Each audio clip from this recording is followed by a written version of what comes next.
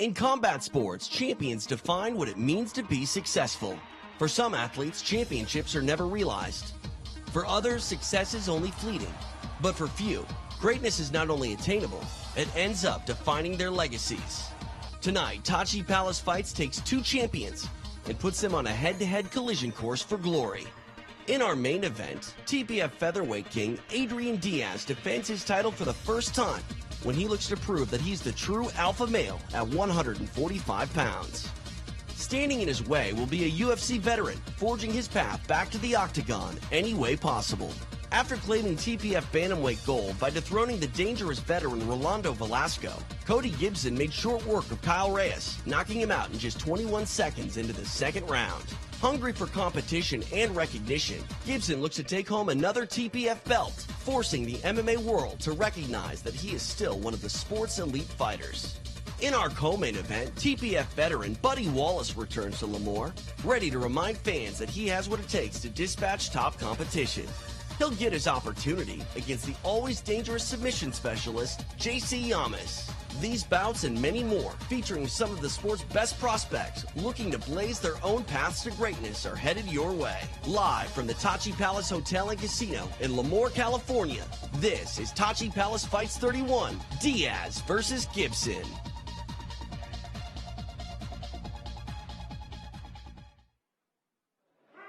What's up, everybody? Welcome to TPF 31. I'm Jim Cooley, the voice of champions. I'm joined by UFC bantamweight Leslie the Peacemaker Smith. For those of you joining us on SureDog.com, we have a tremendous night of fights, including our big opening contest.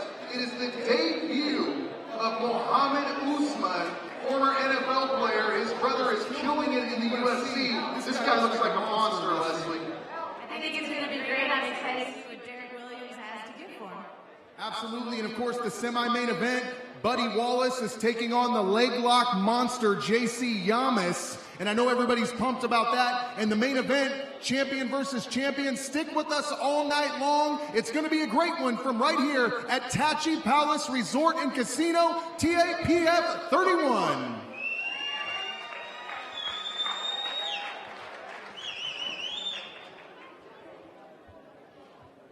And now, good evening, ladies and gentlemen, and welcome to the Tachi Palace Hotel and Casino. I'm your host, the Iron Man, Tyson Johnson, and this is TPF 31. Ladies and gentlemen, at this time, I'd like to introduce to you the Lemoore High School NJROTC Color Guard.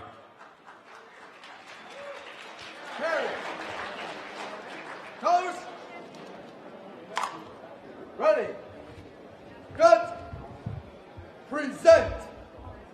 Colors.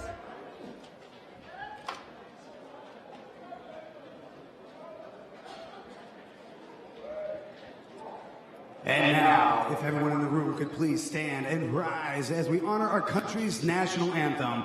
At this time, let's give a big warm welcome to Mr. Abe Bellardo.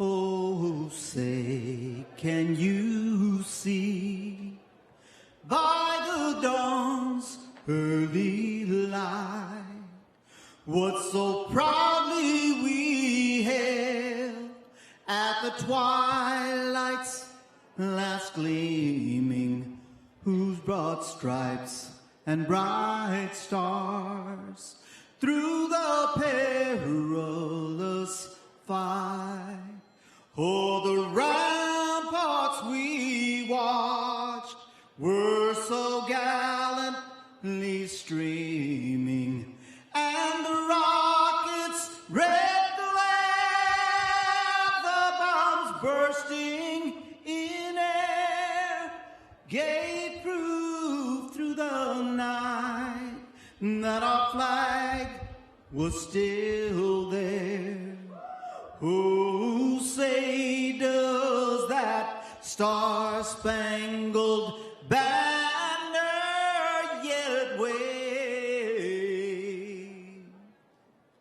Oh, the land of the free and the home of the brave.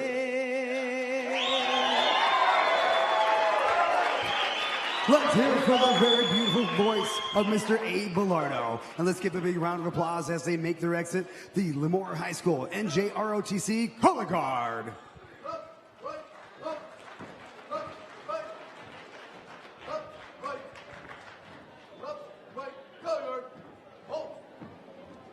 Order. Goes. Ready.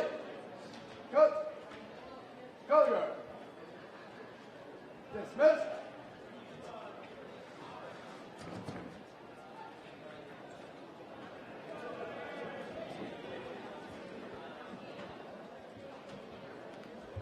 And now, welcome once again, ladies and gentlemen, to the Tachi Palace Hotel and Casino. I'm your host, the Iron Man, Tyson Johnson, and this is TPF 31. Tonight's promoters, the Tachi Yoka Tribe. Your matchmakers, Richard Goodman. This event is sanctioned by the California State Athletics Commission. Your executive director, Andy Foster. The timekeeper for this evening will be the man on the street, Mats. Ladies and gentlemen, your physicians at ringside will be Dr. Pat Golden and Dr. Diego Allende. Judging tonight's event will be Abe Bellardo, Brendan Salcido, Jason McCoy, and Mark Lawley. Your referees will be Jason McCoy and Mark Lawley. Ladies and gentlemen, we have 9 exciting fights. Are you ready? Kicking off Tachi Palace fights will be a heavyweight contest featuring Muhammad Usman and Derek Wilson. Following in his brother's footsteps, Tucson, Arizona's Muhammad Usman looks to show that he has what it takes to be a true up-and-comer. While his surname was put on the map in 21 of The Ultimate Fighter, Muhammad looks to add a few chapters of his own to the story of the fight. Standing in his way will be the veteran Derek Williams. Fighting out of Turlock, California, Williams has been competing as a professional since 2009. While his bouts have taken place up and down the Golden State, Williams will try to take home his first TPF victory in his promotional debut. On the way, it's Muhammad Usman meeting Derek Alpha Wolf Williams. This is Tachi Palace Fights.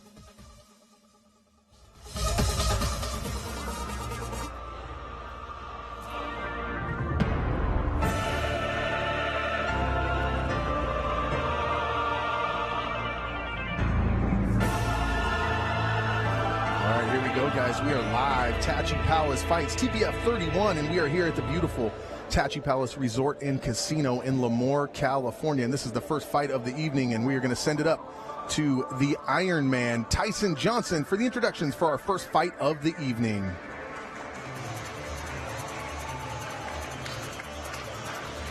All right, so here we go. Derek Williams, the Alpha Wolf, is on his way, and I'll tell you what, the Alpha Wolf is biting off a lot here against Muhammad Usman, who we saw a little bit earlier on. The guy's a monster, but Derek Williams, no rookie here. He's a veteran. He's had plenty of fights, and he's hungry after a big layoff, about 6.5 years, Leslie Smith. And it's a big deal to be the veteran coming in against a debut fighter. There's a lot of nerves. There's a lot going on with the lights, with all the people. And so being the veteran, you know how to deal with that a little bit better. He won his last fight, Derek Williams did, so that's got to put him in a good mindset to try to keep that winning streak going. Absolutely, but you're a fighter. You fight in the UFC. Let me ask you this. It's been 6.5 years, Leslie. 2010 was that victory, and here he comes on his way back now after a huge layoff. How much does that play into this fight? It totally depends on who you are and how you are. We saw a lot of people come back after taking time off, and they say ring rust doesn't exist. I agree. I don't think there's any such thing as ring rust. I think that you train and you get better, and then you come in and you do what you do. Absolutely, and this is going to be a big test for both Derek Williams and Muhammad Usman. And Muhammad Usman's got some big shoes to fill with his brother, the winner of the Ultimate Fighter and undefeated in the UFC. So, but if anybody can do it, I'm looking at the guy. He looks like an action figure. He's just big, he's monstrous, he's athletic, and that's not taking anything away from Derek Williams. 31. This is going to be a tremendous night of mixed martial arts action, Leslie. Absolutely, and Derek Williams is walking into the cage right now. And it'll be Derek Williams in the white trunks. That's a great feeling to walk here's inside Tyson the cage. Johnson with the introduction of his opponents.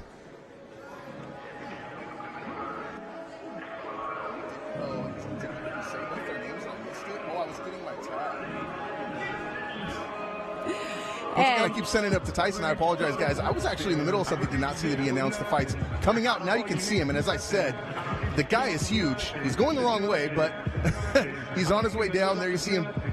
And they got the wrong name up there. This is Muhammad Usman on his way to the cage, and he is running to the cage. He does not want to waste any time.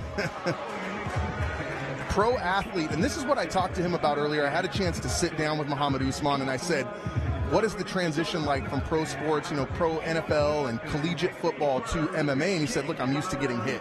And he is. He's been hit by some of the biggest guys in the world. It's a little bit different getting hit in the face, though, Leslie. It's a very big difference. I was actually just reading about one of the differences between going from a different kind of sport into MMA and how different the training is. And it's just a whole other level of fitness that is required and a different level of commitment to exactly what's going on because there's no team. It's only you. There's not 11 people. It's one person. Absolutely, and Muhammad Usman is ready. And look at his corner getting him pumped up there.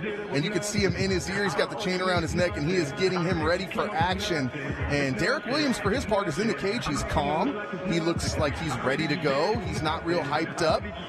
Two different styles here. Usman ran to the cage, and Derek Williams took his time getting to the cage. And there's advantages to both of them. Some people, I've heard Rickson Gracie talk about it before, about keeping the heart rate as low as possible so that you have as much room to go through.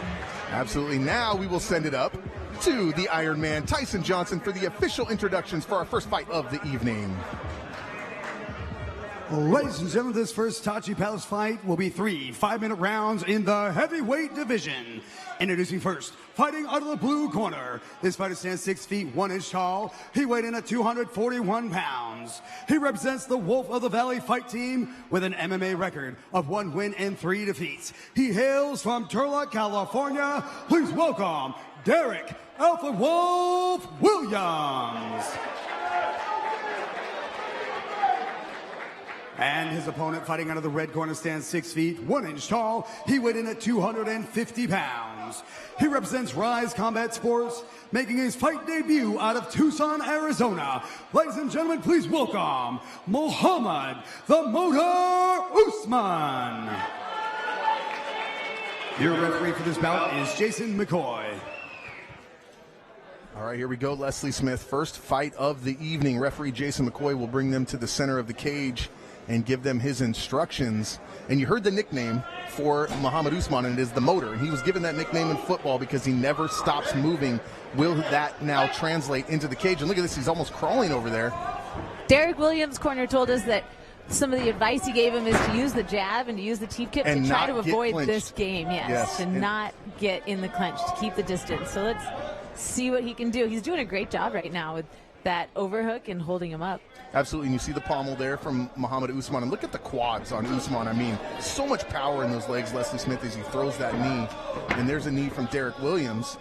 And Williams doing a good job here, effectively stopping the power, although as I say that, he's taken down quickly there by Muhammad Usman, who is now on the top. It's Muhammad Usman in the solid black trunks, Derek Williams on the bottom in the white with the black stripe. And what does he need to do here, Derek Williams, to get out from underneath the bigger, stronger man, Leslie Smith?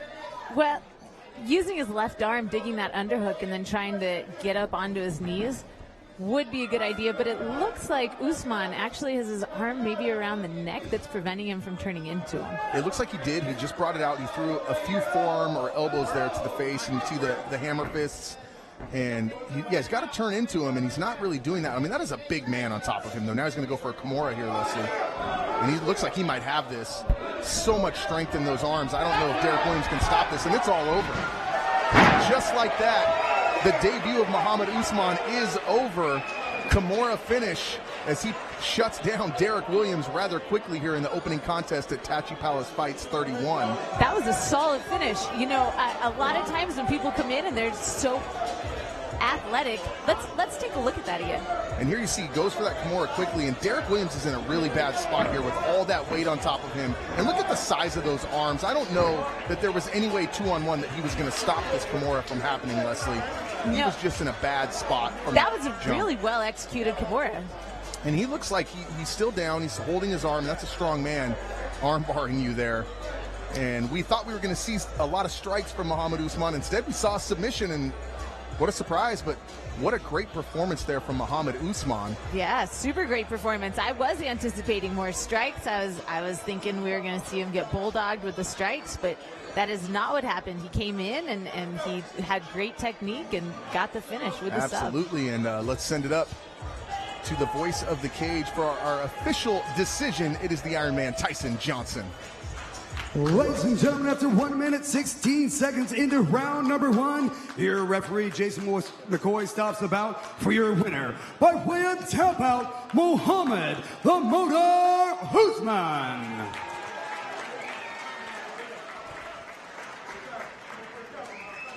So there it is, Muhammad Usman in his debut. And, I mean, look at him. He's still intense, Leslie. He looks like he wants to go another 3 rounds. But you know what I really liked was with that intensity, it was controlled intensity. Yes. He was smart about everything that he did in there. And it's a different situation when you have a guy that's coming into mixed martial arts from just a regular background as opposed to a guy who's been a professional athlete and knows what it's like under the lights. And as we look at the replay again, and there's that big Kimura, and then he does the big leap, and I'm sure his brother is proud. I'm sure his brother is proud. He wanted to watch him. He had to be somewhere else tonight. And we are actually going to get ready for fight number 2 as we move on up the card here at Tachi Palace 31. And coming up next, it'll be Jalen Turner in the lightweight division taking on Paradise Valvasa out of San Francisco, California. Let's shoot it up to Tyson Johnson. Lightweights stand ready to roll as San Francisco's Paradise Valvasa squares off against San Bernardino's Jalen Turner. Nicknamed The Problem, Paradise Valvasa has been just that, racking up 5 wins in his first 6 professional bouts. Training out of Dragon House MMA, Valvasa has shown his affinity for the finish, stopping over 50% of his opponents. Now he looks for another dominant victory in his TPF debut. Ready to create some problems of his own, Jalen Turner looks to make a name for himself when he makes his Palace debut. At 6'3", Turner will utilize his reach when looking to take the lightweight division by storm. Coming up next, it's Paradise, the Problem Valvasa, meeting Jalen, the Tarantula Turner. All right, here we go, guys. Fight number 2, Tachi Palace. And if you're just joining us, this is Tachi Palace Fights 31. We just had a huge debut from Muhammad Usman, and thanks for joining us on SureDog.com for our live stream. And coming to the cage now, it is Jalen Turner out of San Bernardino, California. They call him the Tarantula, Leslie Smith. Yeah, and at 6'3", 155 pounds, I can see why. Absolutely, he's got that tall, lanky build, and tonight he is going to be taking on Paradise Valvasa, who is 5-1 is Valvasa, and 2 tremendous fighters. And what a show that has been put together here by the matchmakers at Tachi Palace. And we've already seen one really good fight, and we're moving on to another now. Jalen had 1 win already this year. It was a knockout 36 seconds into round 1 in January, so I'm sure he's going to be looking to continue that streak. Absolutely, and also coming off a victory is Joseph Valvasa. First round submission by rear naked choke back in November of last year. So this is going to be a good fight. Both guys coming off wins. Both guys are cruising, and this should be a great fight. Love the lightweights, Leslie. Always fast, always quick. Yeah, that's definitely one of my favorite things about watching the different weight classes, that there's different aspects of them. You can see the power, and then sometimes you can see the speed, and then right in the middle when you get the power and the speed combined. Yes. And now we are going to see his opponent, the Problem, Joseph Valvasa. 5-1, Leslie, 3 finishes. And I've been looking forward to this fight ever since I saw this card. And there's a lot of fights I'm looking forward to tonight. Just a stacked card. And this is one of them. I love the lightweights. And he's coming out in those San Francisco 49er colors.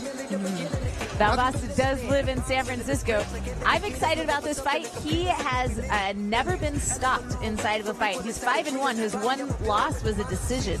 And so that gives the person a lot of confidence coming in. I got to take a little exception here because he's coming out in the Niner gear.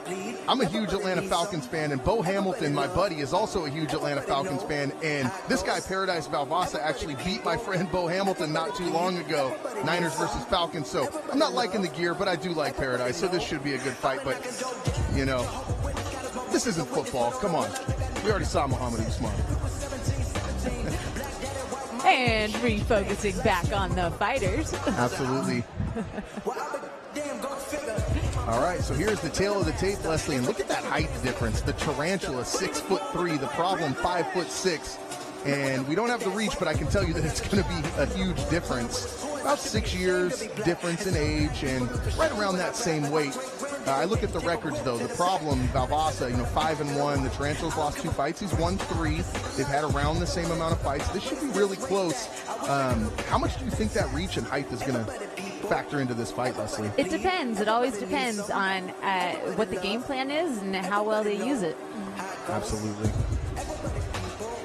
I'd like to see, I'd love to see distance get used. I love to see push kicks. I love to see jabs. I like to see movement. But in this cage, it's a rather small cage, so there's not tons of room to be walking around. All right, here we go with the introductions. Ladies and gentlemen, this Tachi Palace fight will be 3 5-minute rounds in the lightweight division. Introducing first, fighting out of the blue corner. This fighter stands 6 feet 3 inches tall. He weighed in at 155 pounds. He represents Team Adrenaline with a mixed martial arts record of 3 wins and 2 defeats. He hails from San Bernardino, California. Please welcome Jalen the Tarantula Turner.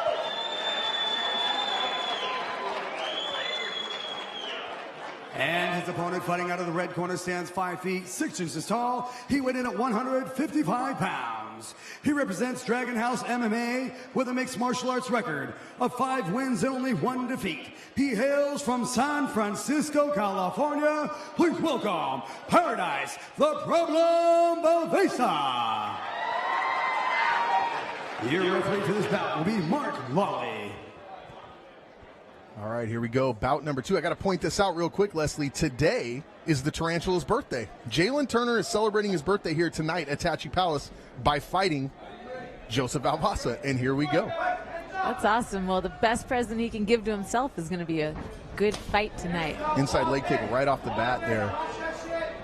And Turner is in the black trunks. And it is Valvasa in the red Vale Tudo shorts. And they clinch very shortly there.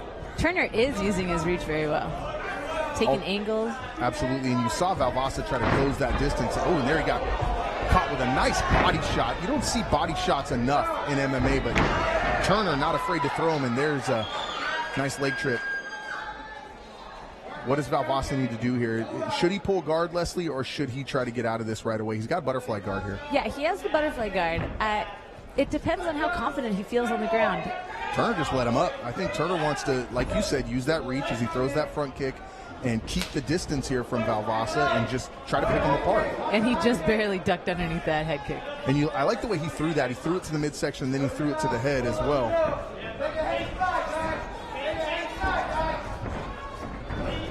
And solid. He's hurt. Valvasa is hurt with that knee to the face, and Turner smells blood in the water, and he's going to look to close this out. Valvasa threw a wild right that missed, and it looks like he's recovered nicely, Leslie. It does. Turner, it can be tough because you can get so excited, but he should keep that distance and then just keep using his accuracy. Absolutely. And Turner, what I like there, and there he hurts him again, and this fight's over. And those knees were just vicious. Oh, man, that Jalen one knee. Turner. I thought he was going to drop for a second when he took that first knee. Absolutely, and I got to tell you something. The knees, you look at his legs and they look real small, but that really hurts with knees because you've got really no meat there. It's a very sharp object that's landing when he throws those knees, Leslie. Well, he's got some of his opponent's blood on his leg. His opponent, it looks like Valvasa got cut. I don't know if he got cut twice or just once, but that was a fight. Ladies and gentlemen, that was a fight. Absolutely, and maybe we can get a replay here of some of these knees. And here's the replay right here.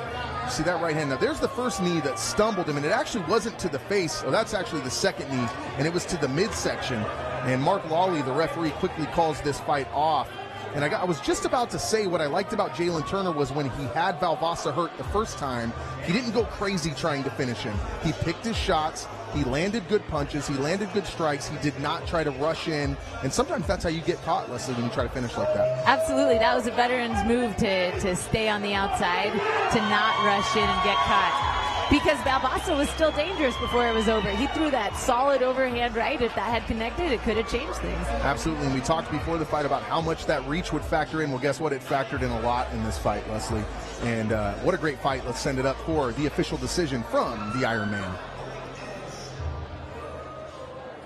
Ladies and gentlemen, after 1 minute 30 seconds into round number 1, your referee Mark Lawley stops the bout due to strikes for your winner by way of TKO, Jalen the Tarantula Turner.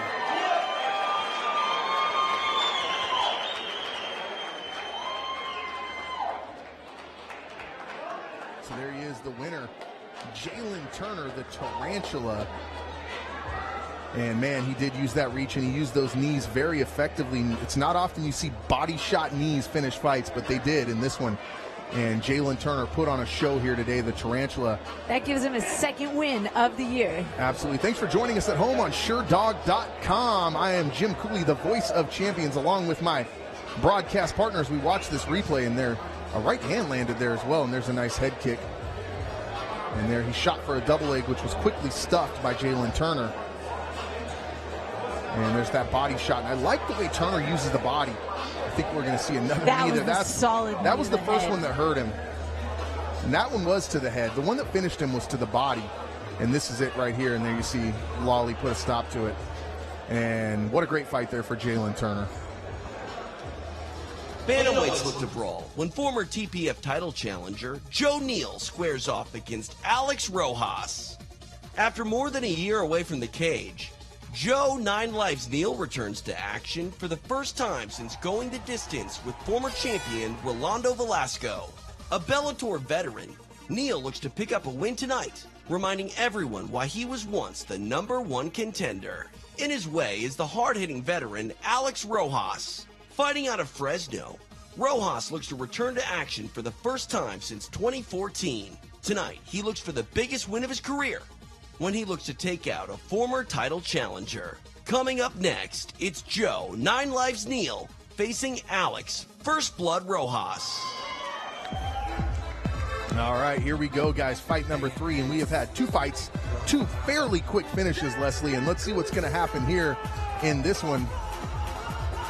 And this should be good, Rojas and Neal. And this is one of the ones you were waiting for. Joe Neal's a guy that you train with.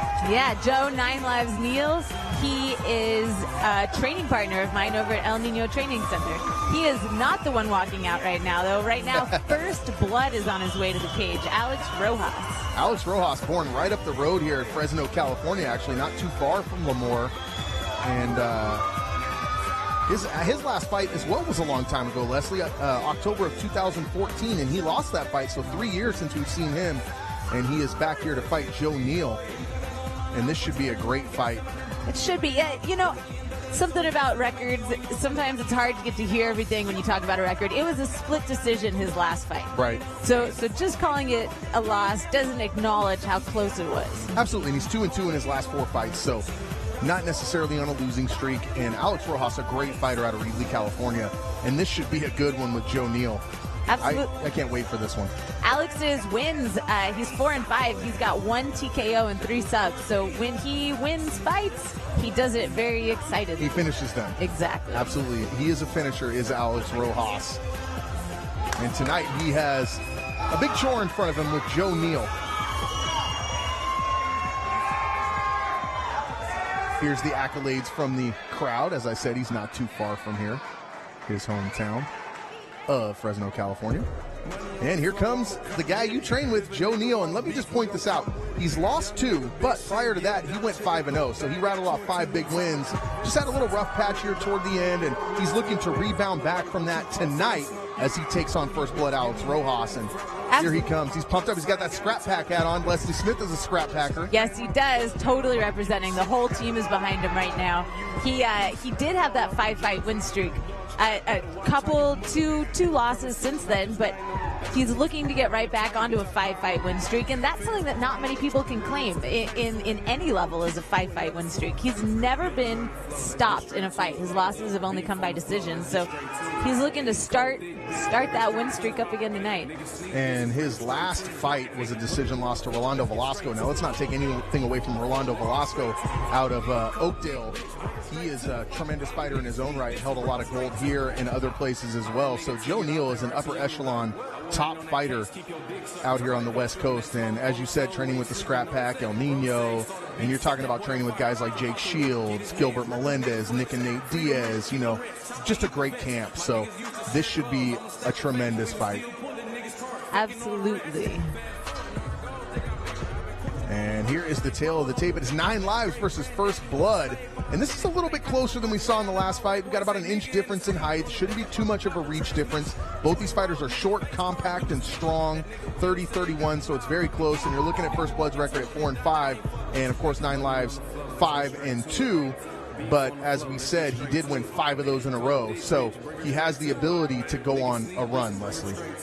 Totally. And bantamweights. I love watching the bantamweights. I like seeing the movement. Said by a bantamweight. Yes. And let's go up for the official introductions. Ladies and gentlemen, this Tachi Palace fight will be 3 5-minute rounds in the bantamweight division. This bout is being brought to you by California Trust Frame. And now, introducing first, fighting out of the blue corner, making his long-awaited return, standing 5 feet 7 inches tall, he weighed in at 134 pounds. He represents the Dream Fight Shop with a mixed martial arts record of 4 wins and 5 defeats. He hails from Reedley, California. Please welcome Alex First Blood Rojas.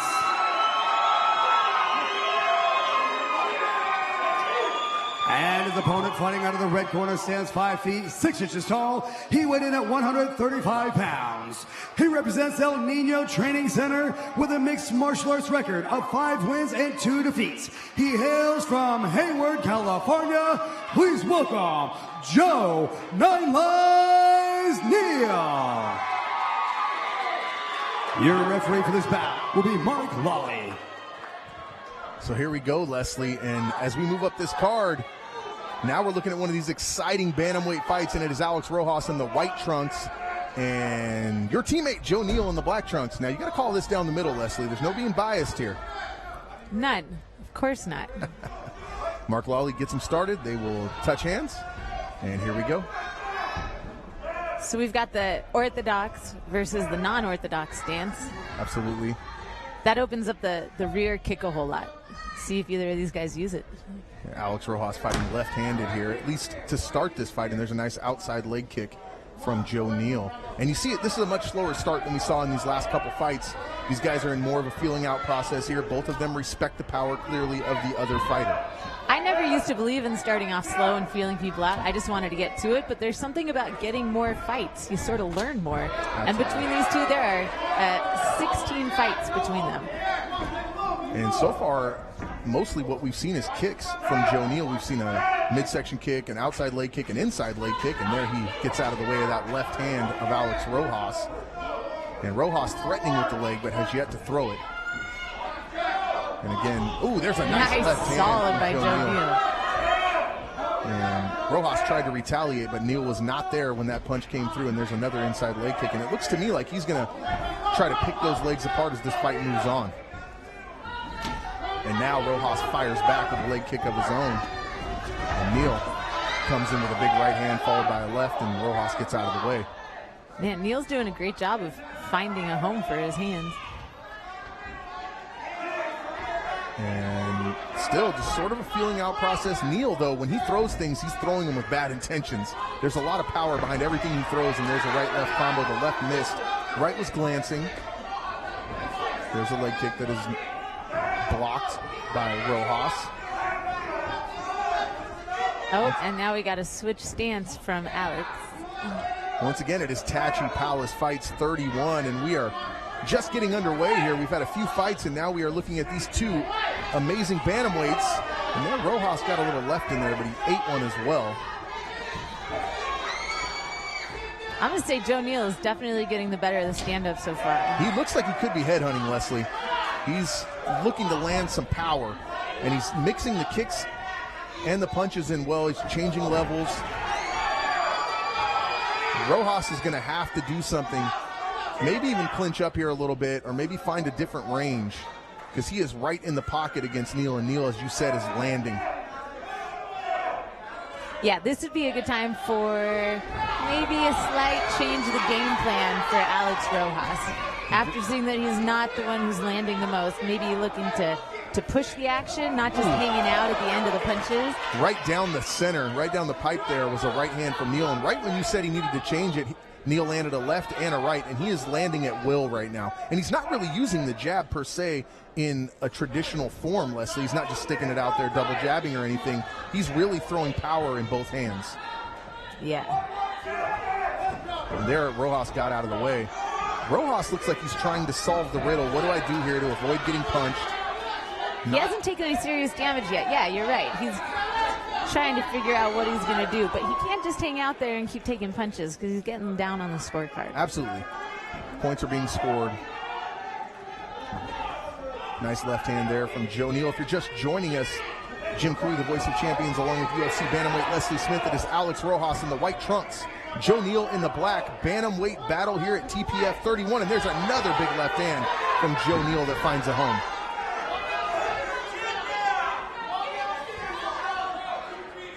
For his part, though, as you said, Rojas has not gotten hurt. He's not gotten rattled. He's staying in the pocket. Maybe he thinks he can wear Joe Neal down a little bit and then start landing some strikes of his own.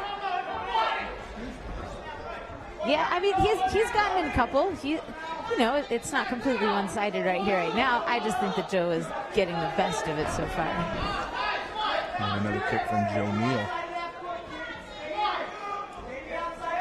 Again, don't forget, Alex Rojas has not been in a mixed martial arts cage in 3 years, and that's quite a layoff. You know what I like about both of these guys is how much they're using their feints. Absolutely. Man, Neal is just throwing that straight right and landing it. It's sending Rojas' head snapping back. What can Rojas do here to stop getting... I mean, obviously, he's going to have to circle away from that power, which he's not doing right now. He was circling toward the power, and he's just staying right in the center. Bring it. I mean, clearly he's not getting hurt from these shots, Leslie. Well, what Rojas could do is he could start putting the pressure on. Instead of standing there and waiting, he could start keeping his jab inside of Joe Neal's face, and that will throw off the other person's opposition a little bit. Absolutely, and that is the end of round one. And it looked to me like maybe Rojas was looking to counterpunch and just hasn't been able to get off as of yet. We'll take a look at some highlights from that first round, but mostly the story of that round was Joe Neal landing strikes and Rojas perhaps looking to counter. And as we go back and look at some of the highlights here, there's a big left from Neal that lands, and Rojas just backs up. There's a big right that lands, and Rojas backs up. And there's a left-right combination from Joe Neal, and he is finding a home, as you said, Leslie, for that right hand and the left hand throughout that entire first round. So in this round, I don't know what Alex Rojas' corner is telling him, but he can't just sit there and be a target. He needs to be throwing stuff out. He needs to be throwing jabs. He needs to be moving. He needs to be faking the takedown, throwing kicks. He needs to be doing things so that Joe cannot just pick and choose his shots the way that he is right now. How much of that is Rojas came into this fight planning to perhaps counterpunch and counter-strike, and it's just not working? Or how much is it of they didn't really have a game plan? What do you think it is? It's really hard to say. I didn't get a chance to talk to Rojas and hear his game plan ahead of time, but that's why there's 26 letters in the alphabet, is because if the first one doesn't work, then you need to go to all the rest of them. Okay, maybe that's not why the alphabet was done like that, but it's a good way to use it. It was a good analogy. Here we go, round number two. Joe Neal in the black, Rojas in the white. The story of the first round was the strikes of Joe Neal. Can Rojas turn that around? He keeps doing that little waggle right there. Well, the waggle would make more sense if he was throwing that kick. If he was throwing that kick and he had done damage. That's when a fake is the most effective, is if you've already hurt somebody with something and then you fake it and they're like, oh, I don't want to get hurt by that again. And that's when they react. That uppercut hurted. This fight's over, Leslie Smith.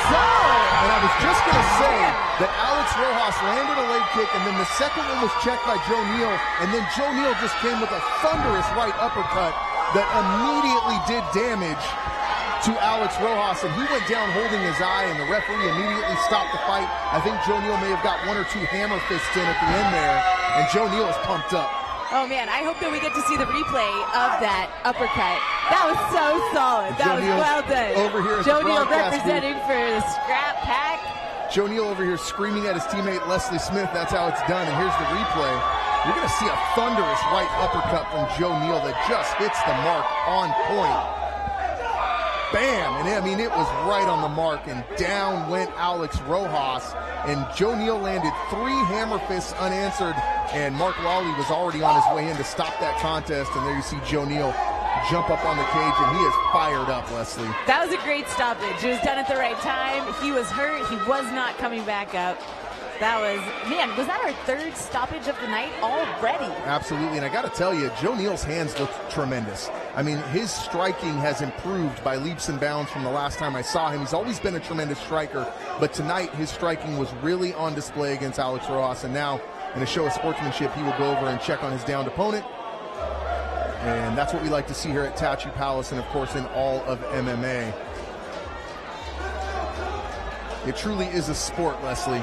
All right, and the crowd is clapping. Happy to see Rojas on his feet. And he is up on his feet. He took a big uppercut, but he's a gamer. And we will see Alex Rojas back in a TFP cage, or TPF cage, I apologize, very soon, I'm quite sure, as the doctor looks him over. We will go up and get the official decision from the Iron Man, the voice of Tachi Palace, Tyson Johnson. Ladies and gentlemen, after 35 seconds into round number 2, your referee Mark Lawley stops the bout. Due to strikes, ladies and gentlemen, your winner by way of TKO, Joe Nine Lives Neal. So there you have it. Joe Neal of El Nino Training Center, scrap packer in his own right, taking the victory over Alex Rojas after a tremendous striking clinic that he put on in both the first round and the second round, of course, finishing it with punches. TKO victory for Joe Neal. 9 lives, and he still got all 9. Yes, he does. No lives were left in this cage. And we're going to go back and look at this replay, and there's a couple of those big strikes landed by Neal. And Rojas, he wanted to counterpunch, Leslie, and he never just got the chance. And there's that big uppercut, and down went Rojas, and there's the finish, and Mark Lawley calls a stop to that contest. Great fight.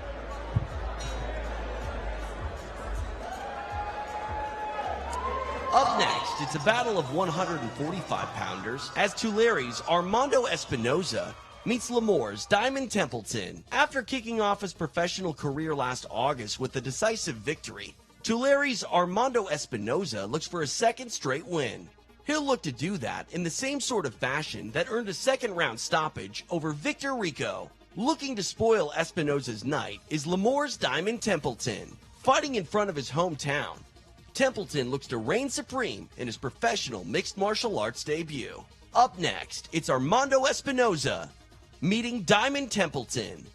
This is Tachi Palace Fights.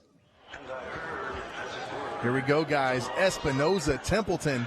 And this should be a tremendous fight as well. And we've had some quick finishes. Not quick. I mean, the last fight went to the second round, but Joe Neal just looked great. And here we go. TPF 31 as we move on.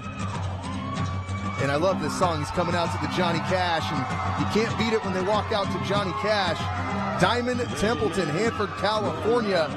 And this should be a hell of a fight. This is his debut, Leslie Smith. Not a lot of background on Diamond Templeton other than he's been training for a long time. He's been looking forward to this, and he's ready to go. And he's coming out to Johnny Cash. That's got a lot of potential for me. Really, that's all. That's what it comes down to is everyone likes a record. Everyone likes lots of experience, but this is about fighting. All that stuff fades away once you get inside the cage. It's about what you can make happen inside the cage. Absolutely. And Diamond Templeton will be taking on Armando Espinoza, who is 1-0 in his mixed martial arts campaign. And I don't even want to talk when Johnny Cash is playing. I just absolutely love it. Is this your moment of silence? All right. I love Johnny Cash, but in fact, my dog was named Folsom. Wow. But I don't mind talking over it. I don't know that we needed that information. Jim Cooley, guys, the voice of champions, along with my broadcast partner, Leslie the Peacemaker Smith, and we are live from the beautiful Tachi Palace Resort and Casino on SureDog.com. And we are moving on to our fourth fight of the evening, Diamond Templeton versus Armando Espinoza. And Templeton is in the cage, getting his instructions from Jason McCoy. And out of the curtain will come his opponent. And there he is, Armando Espinoza. What a great opportunity for both of these guys. What a great opportunity for Diamond Templeton to be making his pro debut in such a big stage. And for Armando Espinoza, it is his second fight. To be able to be here with the professionalism, with the crowd, with the lights, that's huge. Absolutely, and Armando Espinoza coming off a second round victory in August of last year. So he's only had one fight. It's not a big difference in experience. You know, one fight, no fights, two fights, all around the same way. I like the hair on Diamond Templeton, though. He's got that teal blue going. As we look on, and Armando Espinoza will say his goodbyes to his team as he enters the cage to go to war with Diamond Templeton at TPF 31. What a show put on here. Richard Goodman does a great job with the matchmaking, and Jacob Jeff and all the people involved with Tachi Palace. And such an impressive venue, such an impressive production, great fights. Well, you know, and the fighters did a really good job too with the making weight, with the getting their gear here, being here on time. Well, I mean, we had the issue a little bit earlier on. And here's the tail of the tape, and this is pretty close. We got about a 2-inch difference in height, Leslie. I'm not sure how much that reach is going to play. And you can look at these two and tell that he's a little bit taller. I like the nickname, The Rape. You guys got to look that up at home if you want to know what that is. Making his pro debut, though, against the 1-0 fighter is Diamond Templeton. Around the same age, 25 years old for Templeton, 22 for Espinoza. Real close fight, only a 2-inch difference. And I'm looking forward to it. I really, really am. Let's send it up to Tyson Johnson for the official introductions in our fourth fight. Ladies and gentlemen, this next bout will be 3 5-minute rounds in the featherweight division. Introducing first, fighting out of the blue corner. This fighter stands 5 feet 11 inches tall. He weighed in at 145 pounds. He represents the Valley Fight Club, making his fight debut out of Lemoore, California. Ladies and gentlemen, please welcome Diamond the Red Templeton. And his opponent fighting out of the red corner stands 5 feet 9 inches tall. He weighed in at 145 pounds. He represents the Central Valley Combat Academy with an undefeated record of 1 win and 0 defeats. He hails from Tulare, California by way of Stockton. Ladies and gentlemen, please welcome Armando Espinoza. Your referee for this bout will be Jason McCoy.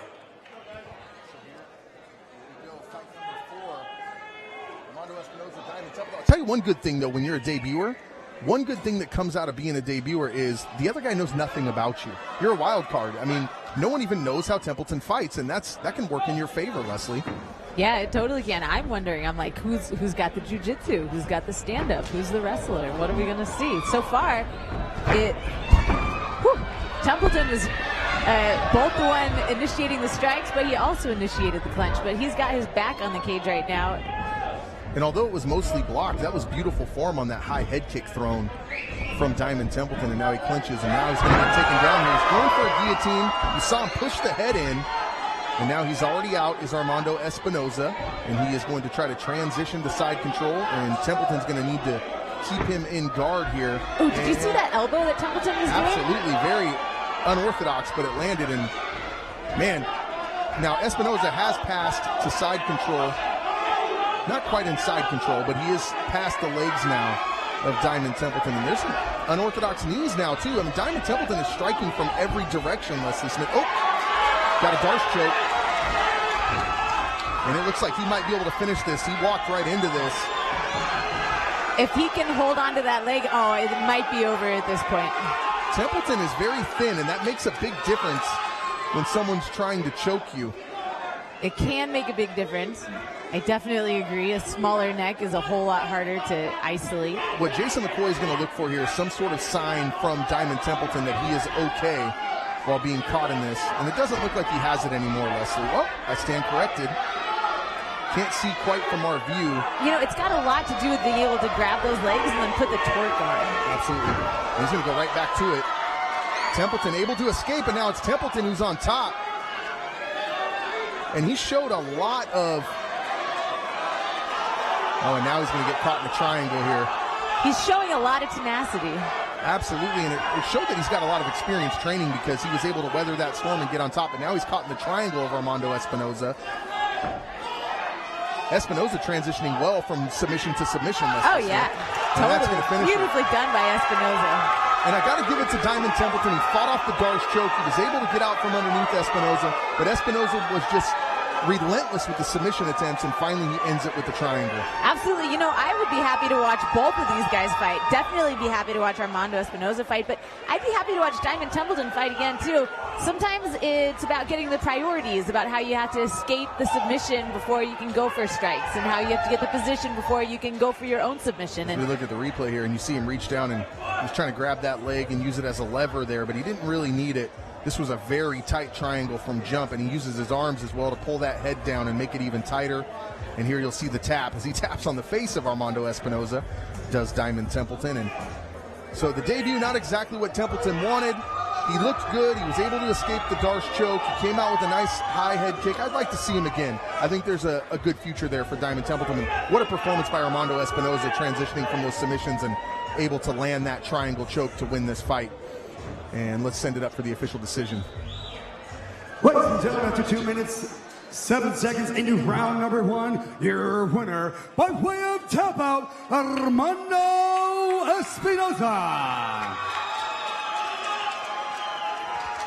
Espinoza brings his record to 2-0 with that triangle finish. Espinoza continues to be undefeated in the world of mixed martial arts. Leslie Smith. Yeah, and I would definitely be happy to watch. You know, I know that he won his last fight in the second round. I don't know if it was what the stoppage was, though. I wonder if that's 2 submissions for him. That submission game was tight. To answer your question, it was a submission. So nice. It was 2 submission victories, 2 fights for Armando Espinoza. That's probably going to make some future opponents work a lot on their defense on the ground before they step into a cage with him again. Absolutely, and you know, I'm looking forward to this next fight coming up, Leslie. Angel Deanda is just a legend around these parts. Tremendous fighter, and he has fought a who's who of people as we watch this replay. It was the Darce choke that didn't quite get it. Then he went for it again, but Templeton was able to turn sideways and get out of that. And here's that tight finish as he taps on the head of Armando Espinoza. And Jason McCoy stops the fight. Middleweights are up next at the Palace when former TPF light heavyweight king Angel Deanda battles Mike Morales.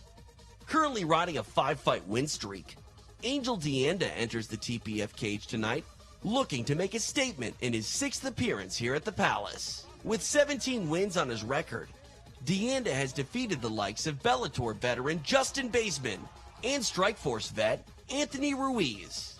Tonight, he takes one step closer to his dream of getting back to the sport's brightest lights.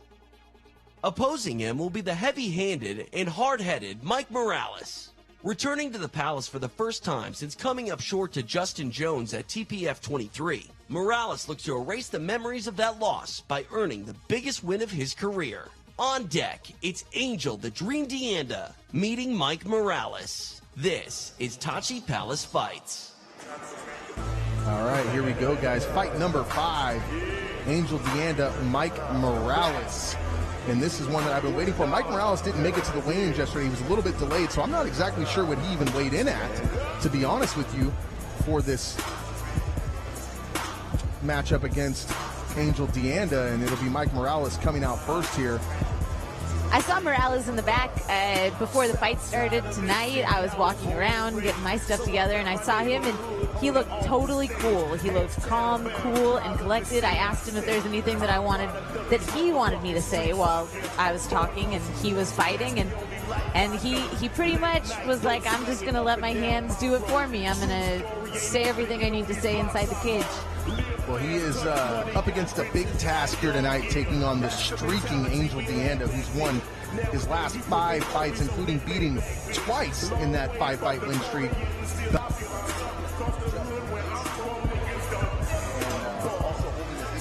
DJ the Black Mamba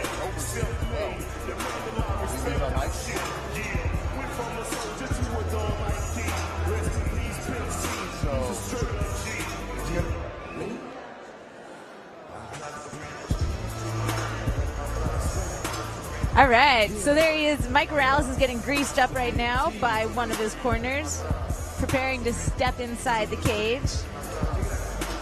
He is 6-6-1 coming into this fight, looking to make it 7-6-1. Absolutely, and as I was saying before I lost my mic there for a second, I don't know what I did something, but taking on a streaking Angel Deanda, who will be coming out next. And Deanda, 5 fights in a row, Leslie. Listen, he has beat the Black Mamba, DJ Robertson, who is just an amazing fighter. He has beat Justin Baseman twice, Bellator fighter. So this is going to be one hell of a fight. And I'm looking for another finish. And we've seen a lot of finishes here tonight, but I actually think we're going to get another one here tonight as Morales takes on Angel Deanda. This has been a really exciting night of fights so far. All these finishes, I love it. The submissions, the knockouts, and coming to the cage right now, Angel Deanda. And he's coming out with some MMA royalty from here on the West Coast. Justin Smitley, who is a Bellator veteran and holds all sorts of titles. And they're walking out, of course, with Professor Tom Theophanopoulos from Oakdale MMA, Sonora MMA, Last Stand Fight Team. And he's coming out of a really good camp, Leslie, and I like Angel Deanda. I like the way he fights. I like the fact that he's on a 5-fight win streak. I like the fact that he's won 6 of his last 7, and the only guy he lost to was David Mitchell, who is a beast, by the way. And again, I like Mike Morales as well, and I think this is going to be a great matchup. And what a fight put together here by Richard Goodman. I think this is going to be a sleeper fight, and I'm looking for a lot of action from both these guys. Absolutely. They both got to fight. March was the last time that both of these men stepped inside of a cage. So a little bit of time has gone past, and we're going to see what they've improved on and what they want to show off tonight. And you see the Vaseline being applied by Professor Tom here at Tachi Palace 31, live on Sherdog.com. Thank you for joining us. And the atmosphere here is electric. I mean, this place is sold out. It is packed, and they are hanging on every single fight. And everybody is looking forward to that big main event tonight, champion versus champion, Diaz versus Gibson, the featherweight champ versus the bantamweight champ. And here comes the tail of the tape. Is the Dream. Look at the nickname here for Mike Morales, Chunk. And I apologize on the tail of the tape. I don't have the weight or the age of Mike Morales. However, there's a 2-inch difference there in height. 200 pounds for the Dream, Angel Deanda. And the reason we might not have this, Leslie, is because Mike Morales did not make it to weigh-ins. So it's not necessarily that, we just may not know what he weighed in. He was the only guy that didn't make it to the weigh-ins last night. But so. I believe he is 31. I was able to look up some info ahead of time. So there you go. So they got the same age. And it looks like Morales also weighed in at 200 pounds. Perfect. And we're going to send it up to the Iron Man, Tyson Johnson. And now, introducing first, fighting out of the blue corner. This fighter stands 5 feet 9 inches tall. He weighed in at 200 pounds. He represents the Iron Pit Fight Team with a mixed martial arts record of 6 wins and 6 defeats. He hails from Susanville, California. Please welcome Mike Chunk Morales.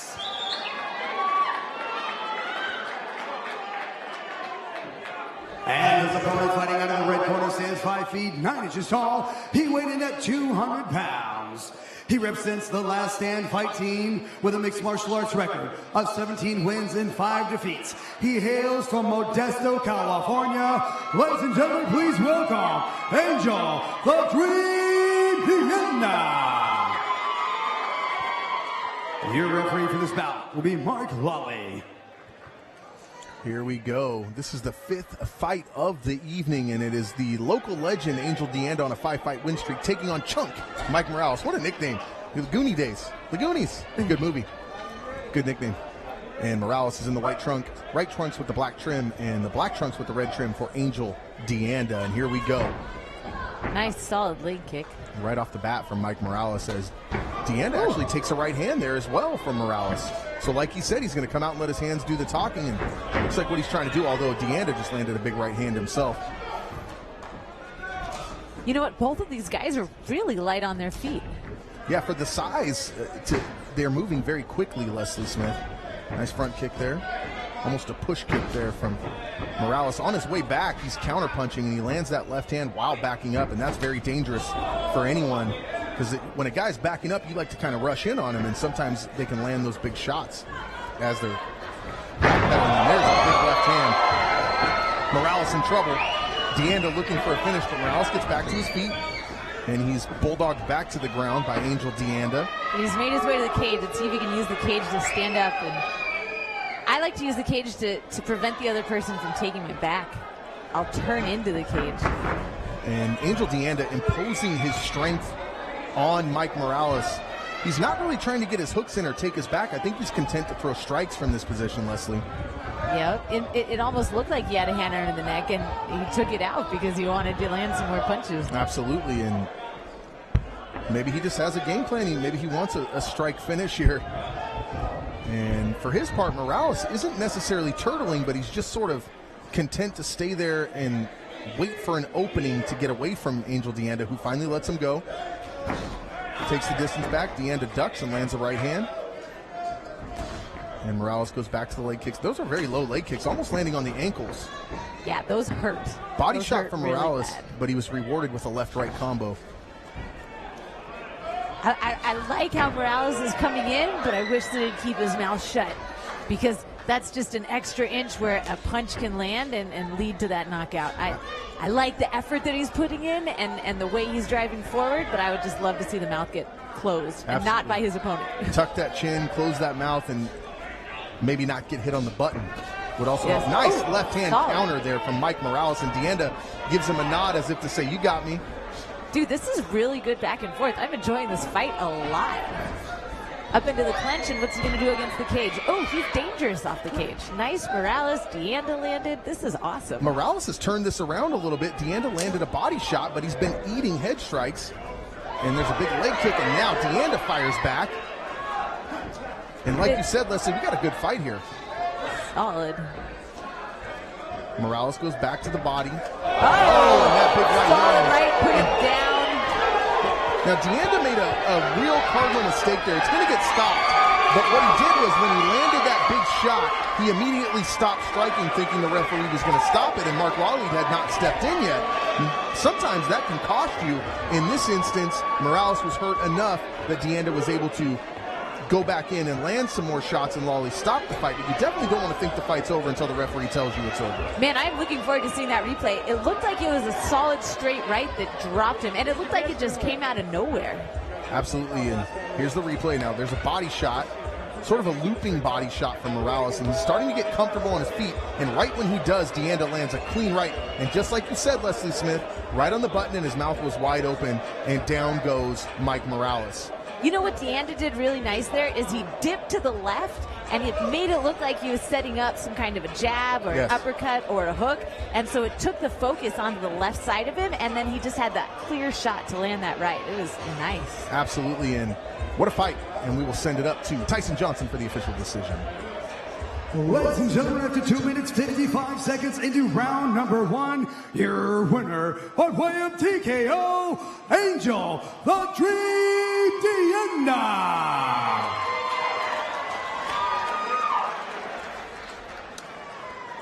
So there you have it. Angel Deanda was landing some really good strikes early on, and then he actually weathered a storm from Mike Morales, who was landing good strikes of his own, Leslie.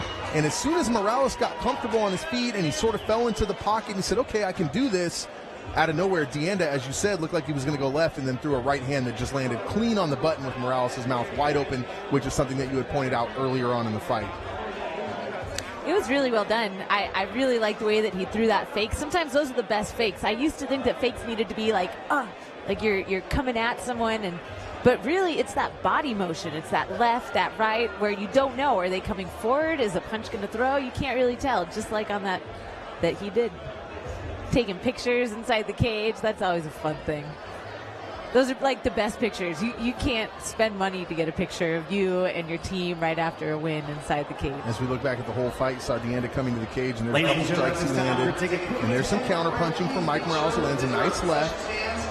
Leg kick blocked, and then down goes Mike Morales. And Deanda finishes Mike Morales in our 5th fight of the evening. 6-fight win streak. That's pretty sweet. And I believe at this point, the fights are going to go to intermission, so you're going to be stuck here with me and Leslie Smith for a little bit. And Leslie, we have had some tremendous fights, and every fight has been finished. We haven't seen any decisions yet here tonight. But what we have seen are some debuters that looked pretty good, got caught, can happen. We've seen some veterans come back and continue their win streaks, as we just saw with Angel Deanda, 5-0 coming into the fight. And as you said, he'll move to 6-0, and he's beat some great fighters, and he just beat another one tonight. Mike Morales was firing back, and I actually thought that Morales weathered that early storm really well and looked like he was going to do some damage, but he just got caught. That was a really well-made fight. The matchmaker did an amazing job on that fight because that was one of the most entertaining fights. And I'll admit that I was kind of wondering about it. What would the 5-fight winning streak that Deanda was coming in with, and Morales not having that? Absolutely. And earlier on, I don't know if you guys were tuned in or not, but we had the debut of Mohammed Usman, whose brother won the Ultimate Fighter and is on a huge win streak in the UFC. He's undefeated, and Usman made his debut here tonight. The guy looks like he should be a professional vigilante. I mean, he has put together standout football player at Arizona, played for the Wildcats, went on to play a little bit for the San Diego Chargers, did some time on the practice squad, and he said, I want to move to MMA, and he told me, look, I'm a professional athlete. I can make this transition, and tonight he did, and he finished his opponent very quickly. We thought it was going to be strikes. But I did. I thought it was going to be strikes. I've heard that for football players that they do a lot of wrestling drills because that's what blocking someone and taking them, it's a takedown. But I had anticipated that it was going to be a bunch of strikes because that's what people usually do when they get their very first fight. They come in and they're just excited to wing it and move around and get that feeling in the shoulders. And he looked like a veteran inside of there. He came in, he got the takedown, he moved to side control, and then he got that Kimura, and it was well done. Absolutely, and it's another thing. Not only did they use the wrestling in the football, but he told me he has a wrestling background. So he did do some amateur wrestling, and that showed a little bit. And then after that fight, we moved on to Jalen Turner, the Tarantula, and it was his birthday, by the way, and he took on Paradise Valvasa, and that was another great fight. Yeah, that was awesome. What a great present for himself on his birthday to be able to come out and do that. Technical knockout. Yeah, beautiful. He did a great job of using his length. That was a big thing in that fight, was he used his length. Sharp knees. Mm-hmm. Oh, man, and those knees. The one knee that he got to the head, and that weakened Paradise in the first place, and then followed that up with another knee to the body, and that was the one that actually ended it, right? Yeah, and it's funny because he got hit with that big knee to the head, but that didn't finish the fight. Mm-hmm. But when he took that big one to the midsection, I mean, and a lot of guys don't understand, when you get hit down there in the boiler, you get hit in the chest, the sternum area, it can end you quick, and well, it did. You know what they say is that you get hit in the head, you get a KO in the head, and you go to heaven. But when you get hit in the body, you go to hell. Absolutely. So, and then don't forget, later on tonight, we have some tremendous fights coming up. In fact, right after this intermission, we are going to see Nathan Stolen taking on Tyler Diamond, and that should be another tremendous fight. And I'm going to tell you something. Every fight coming up is going to be great, but the main event, and we'll get there in a second. I don't want to gloss over any of these fights, but Tyler Diamond is 7-0. Nathan Stolen is 6-0. I want to point that out. So you got 13 wins between these two guys, no defeats. So someone's O is going to go tonight, and this could be the best fight of the night. I mean, we are looking at a fight of the night candidate when you've got two guys that are 6-0 and 7-0 doing battle in the TPF cage. Totally. It's always fun to get to see the mindset of people who have never lost. Right. And see how that plays out, how they add that into their game plan, how it just changes things to know that it is not a possibility to lose. Absolutely, and let's talk a little bit about somebody that you know well. She's in your division in the UFC, Ronda Rousey. When she was undefeated, it was a different story. Once she got beat, it literally changed her entire life. Now, we're not going to say that's going to happen to Nathan Stolen or Tyler Diamond, but what I want to see is whoever does lose, how do they bounce back from that? Because it's real easy to walk around and be real happy when you've never lost a fight. But at some point tonight, one of these guys is going to walk out of here with a loss, and it's a shame, but it's got to happen eventually. You know, we say it's a shame. Everybody wants to be undefeated, but you got to fight in order to be undefeated. And the most important thing is usually going to be to get the experience and to learn from whatever goes on. Right. This is MMA. People don't stay undefeated forever. Right. And so dealing with that loss and standing back up, you get knocked down 7 times and you get back up 8 times, and that's really what champions are made of. Absolutely. So we'll find out what happens in that battle of two undefeated fighters a little bit later on. And right after that, we're going to see the heavyweights again. Van Palacio, who's 3-1, is going to take on Chris Lewis, who's undefeated at 1-0 out of Fresno, California. And I think that's going to be another big fight. And we've got these heavyweights And the first heavyweight fight, we didn't see a lot of strikes. Maybe we'll see some in this one, Leslie. Yeah, totally. Van Palacio, for his part, 6'1" tall. He's had 2 no contests in his career, which is very rare when you've only had, 6 fights. So that's going to be pretty good. But he's got 3 wins and a draw in his last 4 fights, so that should be good there. Chris Lewis, for his part, made his debut at Bellator and won his fight. And he got a TKO with 2 seconds left to go in the first round. We talk about making your debut here at Tachi Palace, which is huge. To make your debut on television at Bellator, either one of these places. So he goes from Bellator to Tachi Palace. He hasn't really had to work his way up just yet. He's starting sort of at the top. Yeah, which is a great feeling. And that contributes a lot to the confidence of being able to walk in. And we were talking about being undefeated before. And granted, there's a difference between being 6-0 and being 1-0. Right. But a big difference. There's still a lot of confidence that comes from walking inside the cage and knowing that nobody has ever handed you a defeat. Absolutely. And then we move on to the main event portions of the evening. We got our co-main event, Randall Wallace from Oakdale, California. We saw Last Stand Fight Team a little bit earlier on. We're going to see them again when they bring out Randall Wallace, who's 13-6. You may have heard him as Buddy Wallace. I think he's wanting to lean a little bit more toward Randall now. And that's the co-main event in the welterweight division as he takes on another red-hot guy, JC Yamas.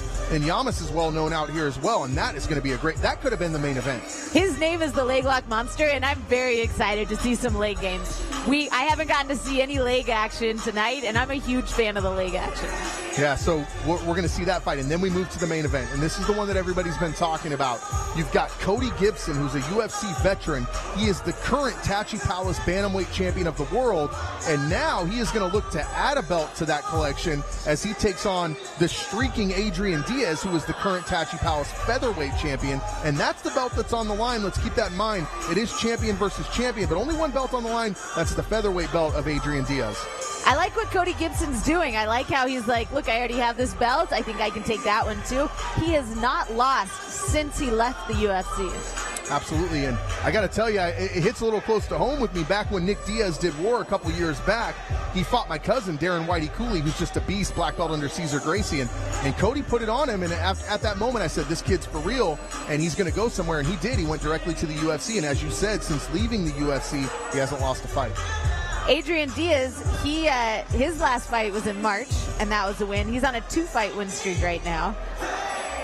I think it was a great matchup. I'm anticipating watching a great fight. Absolutely. Diaz won 5 of his last 6 fights, and that's going to be a hell of a fight, so stick around on SureDog.com for that.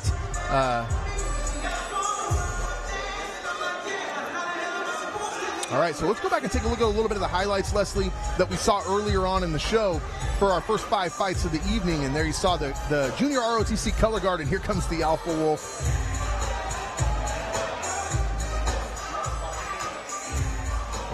And you saw Usman there, and there's the Niners, and that was the tarantula there. And this was a great fight. And as we said, the story of this fight was the knees, and there's that body knee that ended that fight. And he was on the ground for a minute after that. Those body shots are painful. Absolutely, as you saw Jalen Turner on his birthday win his fight. And there you see Alex Rojas and your teammate Joe Neal. And Joe Neal put on a striking clinic. Rojas did his best to try to counterpunch, but he never quite found the answer, and that big uppercut was the story of that fight, Leslie. Man, and Joe did not hesitate. He landed, he was like, if someone isn't holding me back, I am on that man. And that's exactly what he did. He raced in, and he just kept on landing.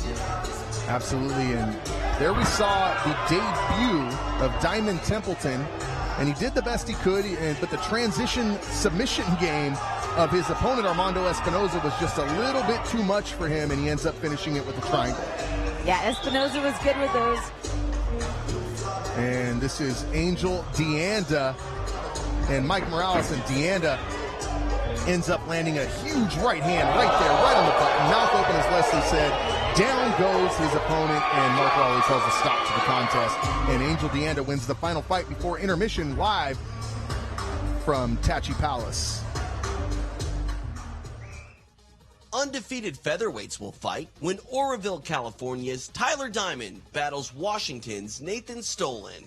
Training in Sacramento with the famed Team Alpha Male Camp, Tyler Diamond looks to shine in his TPF debut.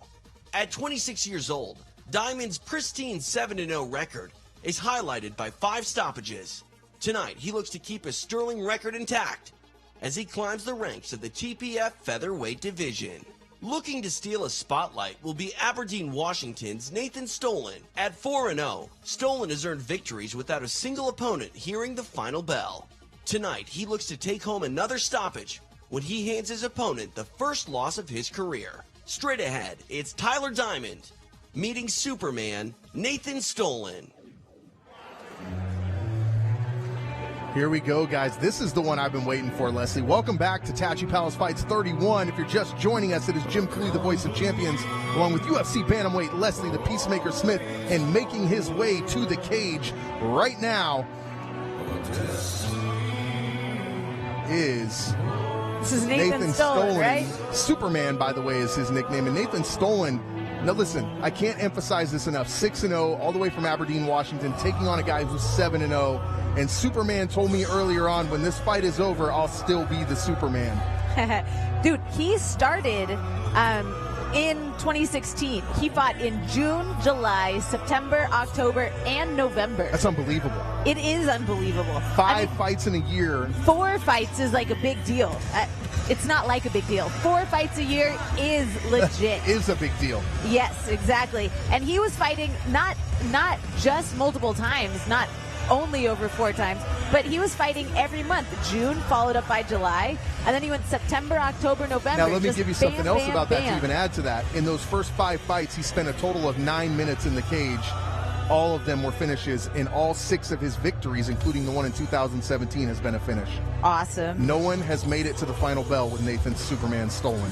4 TKOs and 2 submissions. I wonder what his plan is for tonight. Last fight was a first-round TKO from knees March 18th of this year, so it hasn't been very long, Leslie, a couple months for the Superman. He walks in looking very confident. His opponent is no slouch as he makes his way to the cage, Tyler Diamond. Now let's point this out, okay? 5 knockout finishes in his 7 fights. That means only 2 men, Leslie, have avoided being sent unconscious by Tyler Diamond. So this fight, I mean, I honestly, this could have been a main event on any other show. Of course, at Tattoo Palace, you've got the best of the best, so it's somewhere up toward the top, but it didn't quite make the main event. But, I mean, we're looking at a main event caliber fight here right now. Absolutely. And for Tyler Diamond's part, his last fight was also a victory, so obviously they're undefeated, but this should be pretty good. And you've got Team Alpha Male's Tyler Diamond, and he's got Owen Carr in his corner, and Owen Carr's pumping him up right now.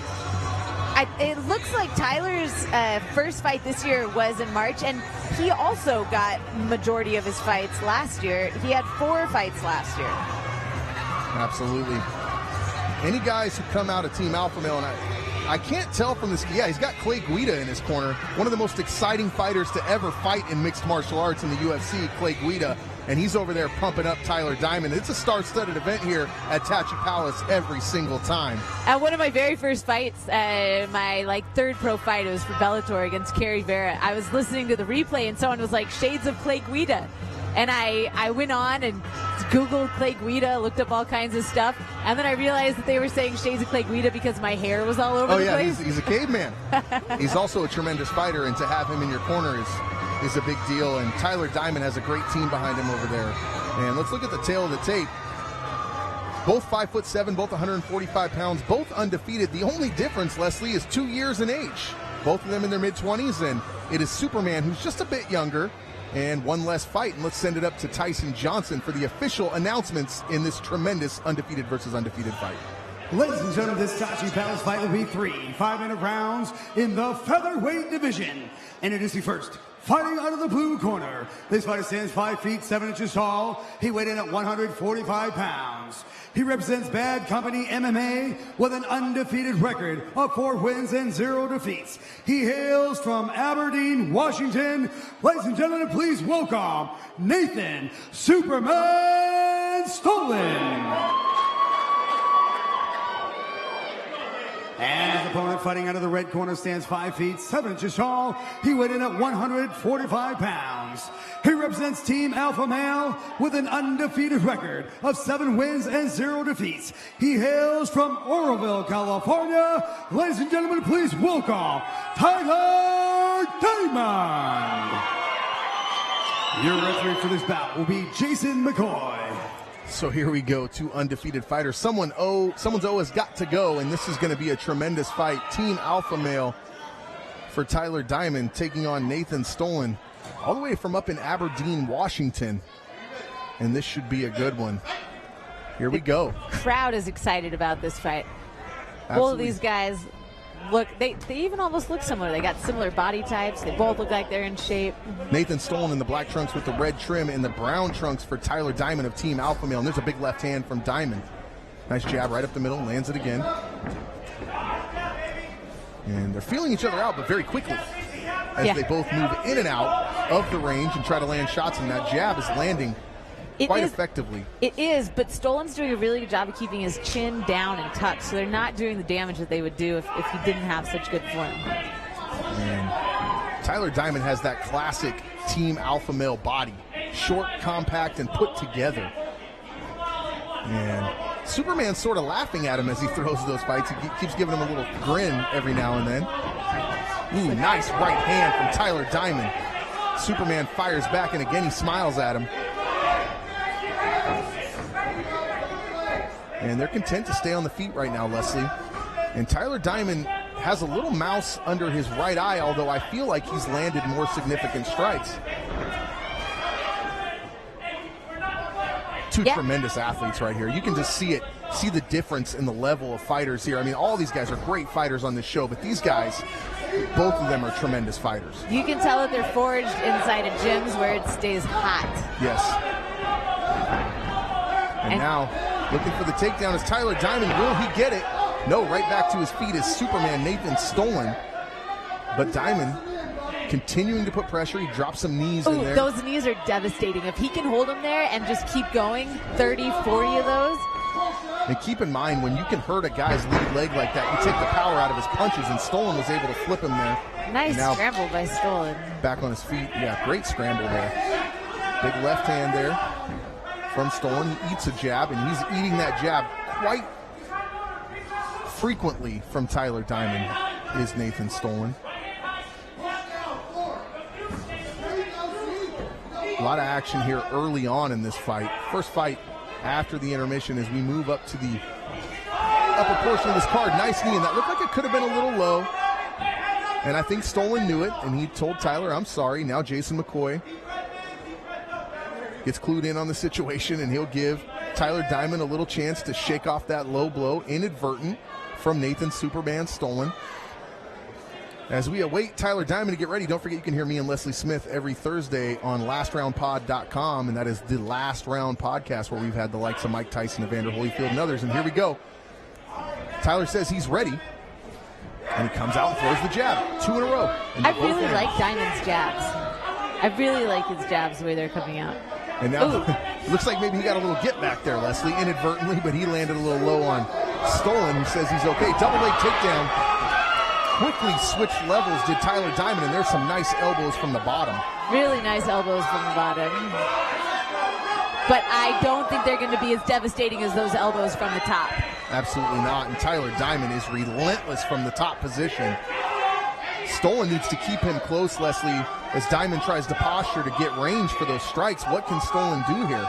Well, he's got a choice. He can either, like you said, keep him close, try to get a hand on his neck, or hold his head down. Either of those, although I don't recommend grabbing the head the way that he almost did, but he didn't.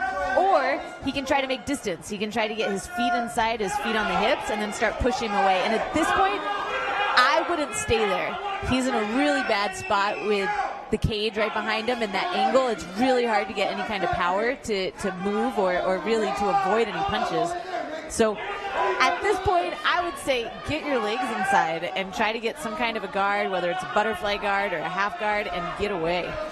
Yeah, and for his part, Tyler Diamond is, like I said, just relentless from the top. There's reddening on the shoulders, the arms, the forehead, the nose, the chest of Superman Stolen, as he is just taking abuse. And it looks like he's trying to get out of here, Leslie. Perhaps a wall walk. Now he's going for a guillotine. Well, that's what see, he keeps going for the guillotine, and as long as there is blood gushing out of the head of Tyler Diamond. You can see it dripping down the side. Yes. Of Superman, who's also bleeding, by the way. as long as as long as Stolen makes sure that Diamond cannot pass his guard when he goes for now those he gives up his back. guillotines, and it's a whole different game now. Big high knee there from Tyler Diamond, and Tyler Diamond's cut, it looks to be above his eye. I'd like to get a better look at it, but both men bleeding, but the more damage to Tyler Diamond, which is shocking considering he's been just landing shots for the last, 1 to 2 minutes here. And they're back in the same position where they were. Let's see if Diamond can be the one who gets the blood out of Stolen this time. I will say this, Tyler Diamond is much less active than he was in this position earlier on in this round. Perhaps maybe a little bit of punching himself out, a little fatigue there for Tyler Diamond as he was trying to finish that fight. Ooh, or maybe he's just picking shots like that one that he landed instead of opening it up and giving the opportunity for Stolen to land the elbows that he was getting from the bottom. I really liked how at the end, as you were talking, he was holding him down and then he pushed off the face, and there was only enough time for him to land that one blow. There was no time for Stolen to sneak in any of those tricky little elbows from the bottom. And both of those can work together. When you do get tired, that's when you do start picking your shots. Because okay, I gotta be a little more economic here as we look back at the replay. A lot of action early on. Big right hand, big left hand from Diamond, who just could not stop landing that jab. It was just finding a home every time. There's the scramble you spoke of. Stolen got out of that. You know what? I saw some knees. Yeah, I guess I'll talk about this before I talk about the other stuff. And this was kind of the story of this round, Leslie. Tyler Diamond in the closed guard of Superman Stolen and landing a lot of shots. Now go ahead with the knees. Well, if I was Diamond's corner, I would tell him to keep doing those knees after he's finishing up with a combo. Doing the combo and then finishing with the knee, because those were landing and Stolen wasn't dipping excessively, but they were getting somewhere. Absolutely. Right out of the gate, Diamond throws a right hand. Let's see if he goes back to that jab, and he does. And right as I say it, he lands one. Both of these guys are opening up with their throwing. They're throwing a lot, but they're both doing a really good job of keeping themselves covered, keeping their chins down and their shoulders up. That's the second time that Superman has used the cage to stop himself from getting taken down, and McCoy may need to do something about that. Obviously, he's not doing it on purpose. It's natural reaction to reach out and grab whatever you can when you're on your way down to the ground, but twice now it's stopped him from getting taken down, and now Diamond is on top of Stolen again. This time, though, he is not caught in the full guard. He's got one foot trapped in there, and it looks like he's going to pass, Leslie. He shouldn't. He should just stay there and keep landing blows. He had his right knee over the bicep of Stolen, and so he had no way to block his face. Though that's the best time to land those punches. The story of this fight is that Tyler Diamond is on top, and Nathan Stolen cannot figure out how to get out from underneath him. Now he's going to pass. He's looking to pass, I should say. It looks like he's going to get it. Side control here. And he tried to immediately sweep him. That was a battle of the cores right there. For a second, it looked like Stolen's core was going to win out. But no, Diamond stayed on top. Now he's going to turn again. North-south. Tyler Diamond, a great wrestler, obviously coming out of Team Alpha Male, home of some of the best wrestlers in mixed martial arts. So he's training with these guys on a daily basis, and it shows. His wrestling is looking good, but what's beautiful about it is that he's using it with his jiu-jitsu and with his strikes. Because you can take a great wrestler and he won't win an MMA fight because he's not going to be able to convert all those takedowns into ways to score. And he, with another nice elbow. Now let's not fail to point out here that Tyler Diamond has been to 2 decisions.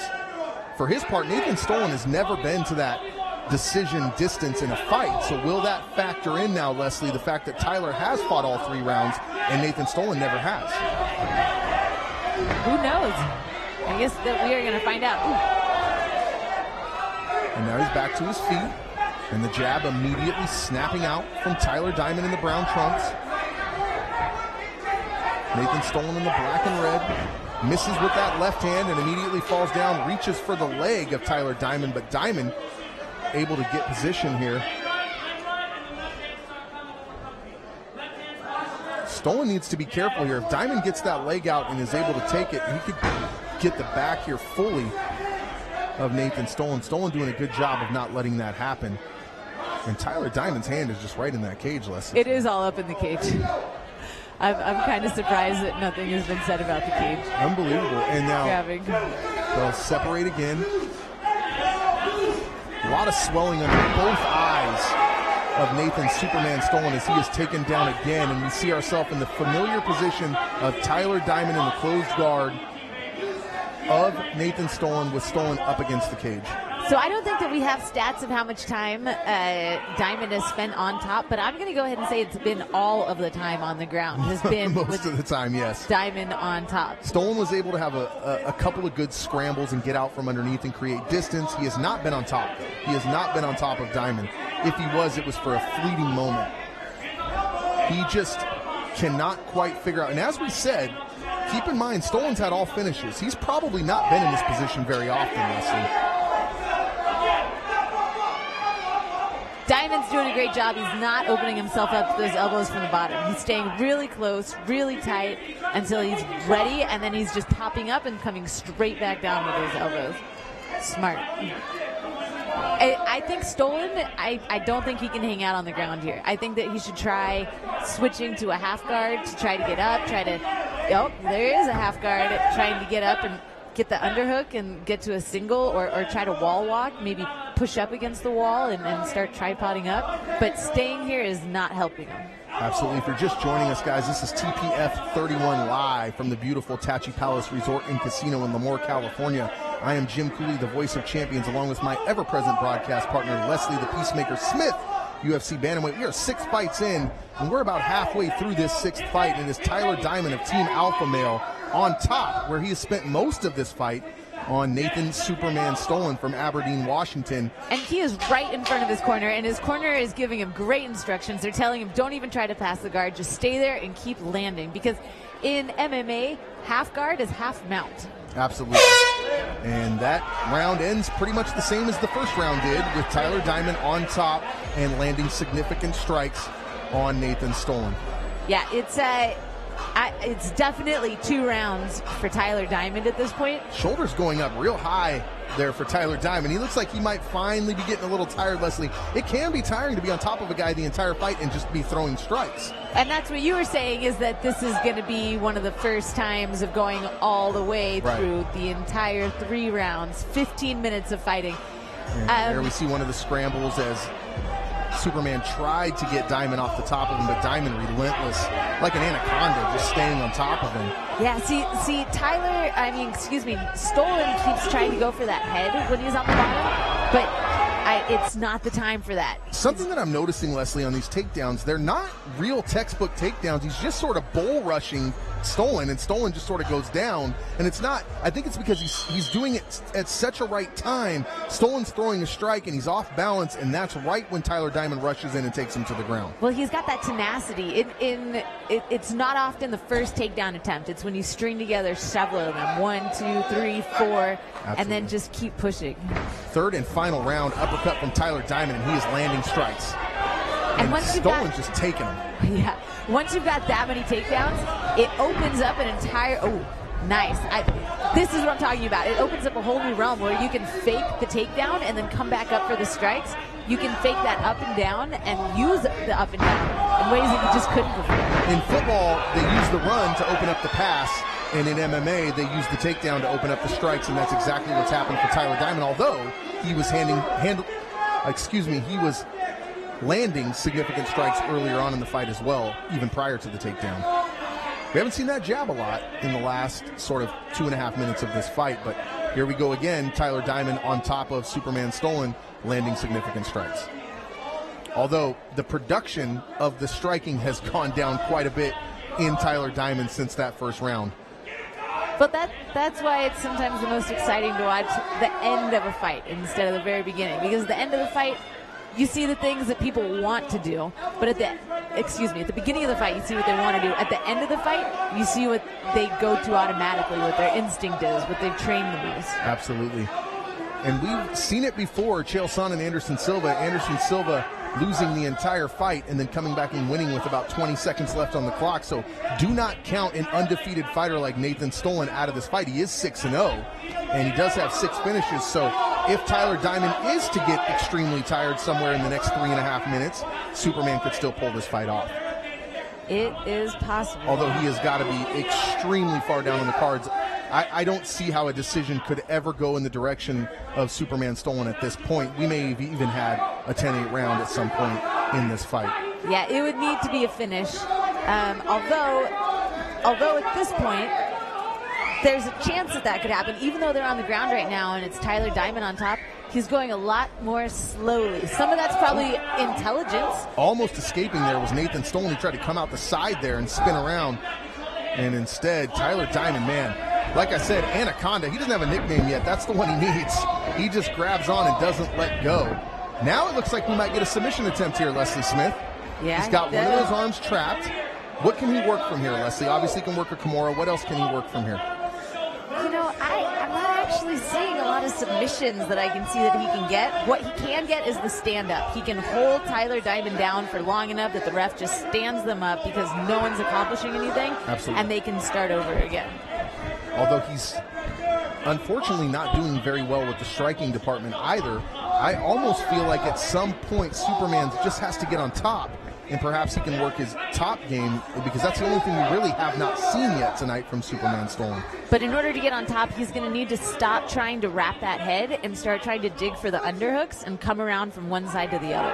His arm is trapped, or he had his right arm trapped underneath there to Tyler Diamond. He still does, and now he's gotten it out.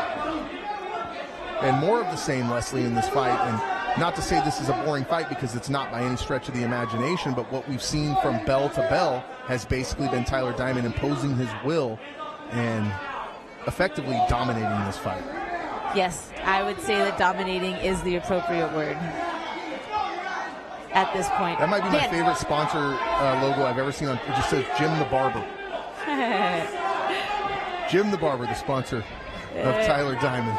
I don't know how much he paid, but he got the best spot. He did, especially in this fight where the guy's on top the entire time. Best spot on the shorts. And what a show so far tonight as we watch more of the same in this fight. We've seen some tremendous fights. Don't forget that big main event still coming up, as well as our co-main event of the evening. And we've just got a lot of more action left to go. Van Palacio, Chris Lewis, JC Yamas, Buddy Wallace, and of course Cody Gibson, Adrian Diaz for the Featherweight Championship, TPF 31. Hope you at home are enjoying this stream live on SureDog as we watch the last 40 seconds of this fight. And barring a miracle, it looks like Tyler Diamond's going to take home a decision victory here tonight at TPF 31. It does, but that now he might get a finish. That's no reason to look away at this point. Absolutely There's not. Still a lot going on inside this fight. Now look at this. He used the rear naked attempt to transition into full mount. For his part, though, Nathan doing a great job of keeping Tyler Diamond close and avoiding a lot of, although as I say that, Diamond's able to get his right arm out and land some forearms and some elbows. Yeah, hanging out inside the guard is not a great place to be inside of MMA. Holding the person down, it's not the most effective. Not going to win a lot of fights. So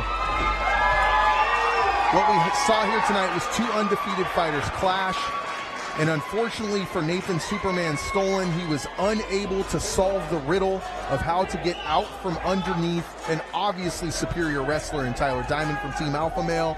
And that was it. That was the story of the fight. I believe it's probably going to be 30-27 on all three judges' scorecards. Yeah, I agree with you. Taking nothing away from Superman Stolen, I hope to see him again. It was just not the matchup he was looking for. Perhaps he never really got to implement his game plan. It might even be 30-26. There might have been... As we look at the replay, and there's Diamond just throwing Nathan Stolen. And that's that shot reshot. Yes, where he's not letting up. When it doesn't work the first time, he just flies back in, as you said. And this, unfortunately, was about the best moment for Superman, was when he was able to stop the damage.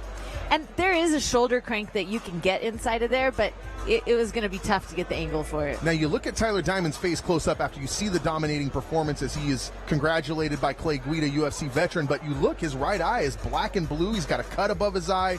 He didn't escape unscathed.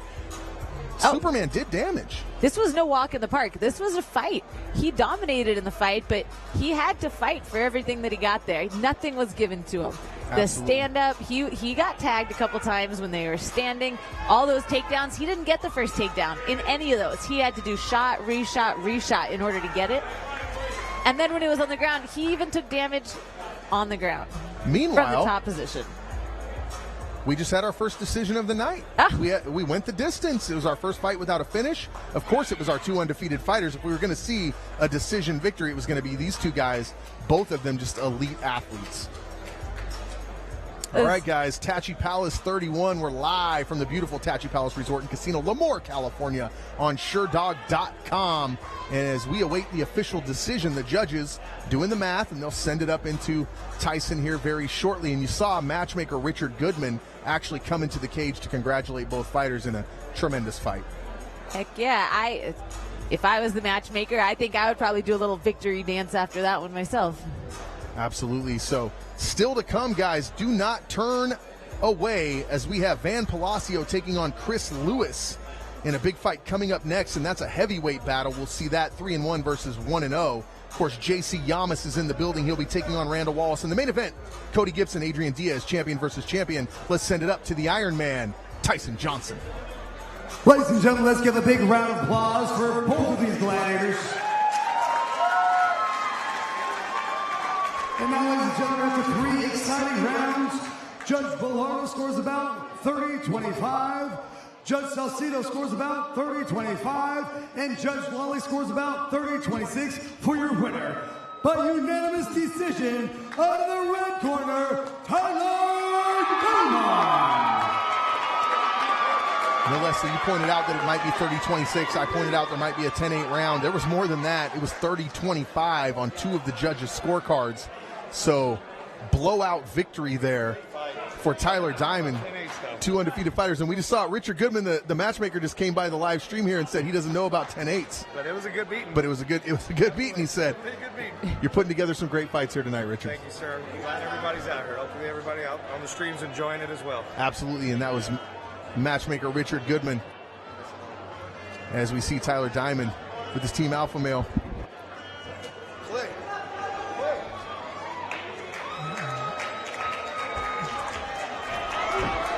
All right, so as we look at the replay here, Tyler Diamond, I mean, not a lot to talk about, Leslie, other than the fact that Tyler Diamond dominated the ground game.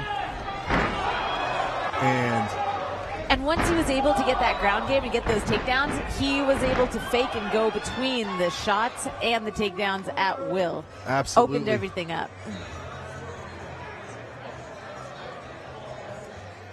Heavyweights hit the cage when WEC veteran Van Palacio squares off with Chris Lewis. After a 7-year layoff from mixed martial arts competition, Van Palacio made short work of Rafael Del Real when he picked up a TKO victory in less than 2 minutes.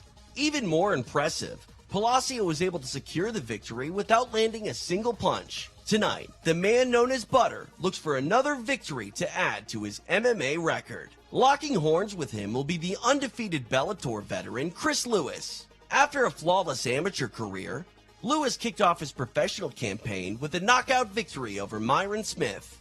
He now looks to do the same against a stubborn veteran who never backs down from a fight. Straight ahead, it's heavyweight hitters Van Butter Palacio battling Chris the Law Lewis. This is Tachi Palace Fights. Here we go, guys. We are back in the heavyweight division. Van Palacio taking on undefeated Chris Lewis, who made his debut at Bellator 156 just recently.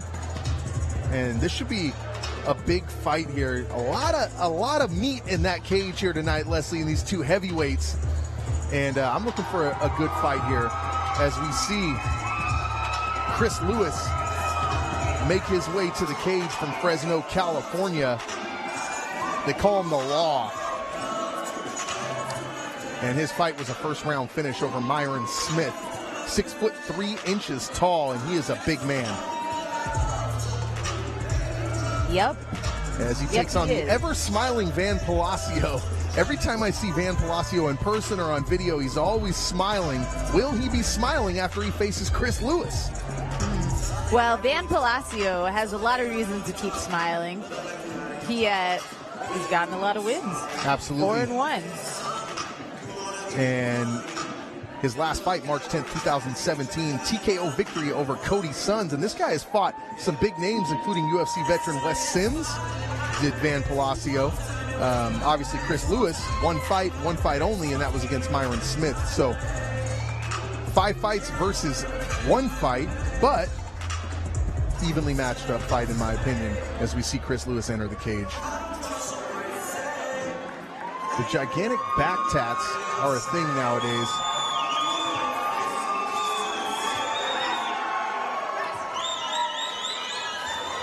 And Chris Lewis hearing it from this crowd. He's got a lot of backing here tonight.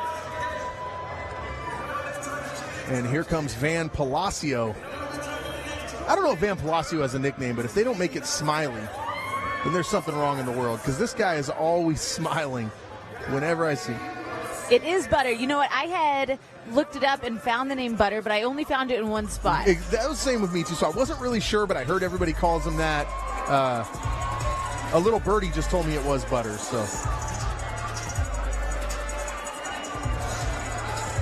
Now we've got... He's definitely not smiling now, Leslie. He looks like he's serious and ready to fight. So nicknamed Butter, Van Palacio from right here in Lemoore, California, home of Tachi Palace Fights. Born right up the road in Hanford. Training with Vendetta. So this is not the largest cage out there. This is a puncher's cage, Leslie. This is small. a puncher's cage. Yes, it is a little bit small. It makes it hard to avoid the fight. Inside this cage, you pretty much have to go for it. And when you get guys this size, then it's even more immediate that you're going to get some action. There's not a lot of circling or staying on the outside. Action-inducing cage, we will call it. Absolutely. And with these two big guys in there, man, this should be a good one.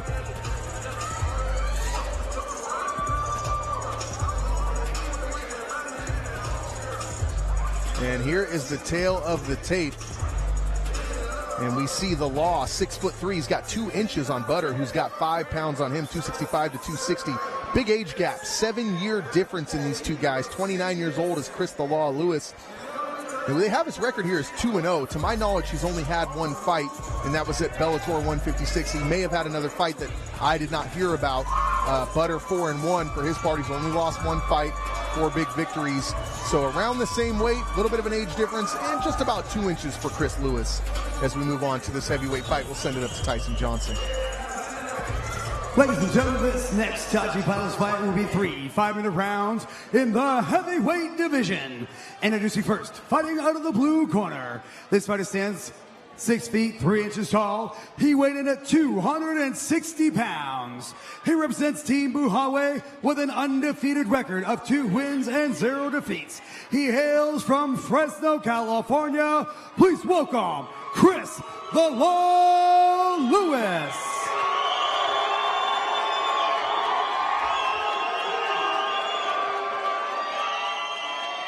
And his opponent fighting out of the red corner stands 6 feet 1 inch tall. He weighed in at 265 pounds. He represents One Kicks Gym, Team Ochoa, and the Central Valley Combat Academy.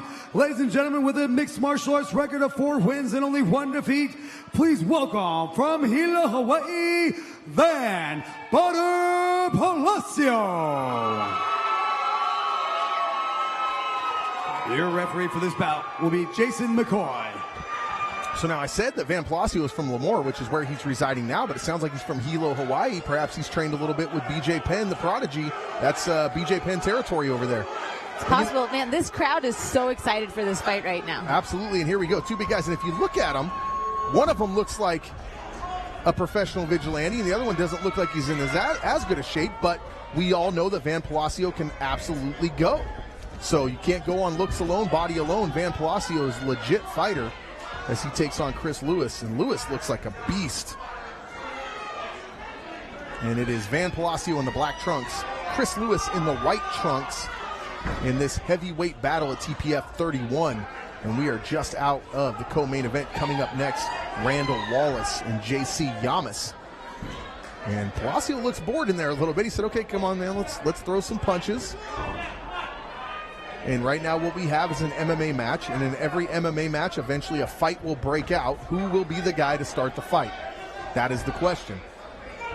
It's interesting. It looks like Palacio is the one who's trying to take the center of the cage and push Chris Lewis back. But then, like you said, I don't know that bored is the word that I would use, but he does keep stepping back as if to invite Lewis to say, do "Let's something. fight." Let's go. And we saw Superman earlier. Now we have the Batman logo on the trunks of Chris Lewis. And it looks like now Chris Lewis throws a nice right hand, and Palacio says, okay, I felt it, let's go. And it looks like Palacio will be the guy. He is moving forward. Lewis is circling away from the power, which is very smart. He lands a left and a right combo. And immediately clinching is Van Palacio. And Chris Lewis imposing that, obviously, enormous strength as he spins Palacio up against the cage, and Palacio trying to stuff this takedown, Leslie. He does a good job. Ryan, he did a good job. He got clear. Ooh. But then he took a lot of punches. Some people have to get hit in order to feel like they're fighting, but you don't want to get hit that many times. Not by a guy with arms like that. And Palacio bleeding already, but taking the shots, and he's Chris just taking Lewis. them. And Man, Jason McCoy is going to step in here. He needs to use his feet and get away from that cage because he's just a big target the way he's standing right there. And looked like Jason McCoy was going to step in, but Palacio fired back. He's going to give him time to fight. He got off the cage. He started moving. He's got some head movement. It looks like he said, okay, now we're in a fight. Let's go. That was a nice slip. Said, all right, I can taste a little bit of blood. I can see one thing right now, I'm Leslie, in. is that Van Palacio needs to get his hands up. Oh, yeah. A guy that just landed that many shots on you, you can't keep your hands at your side. You've got to get some sort of guard up there as he checks that leg kick, so he's still very cognizant of the fight. But Chris Lewis is still being very respectful of the potential power inside of Van Palacios.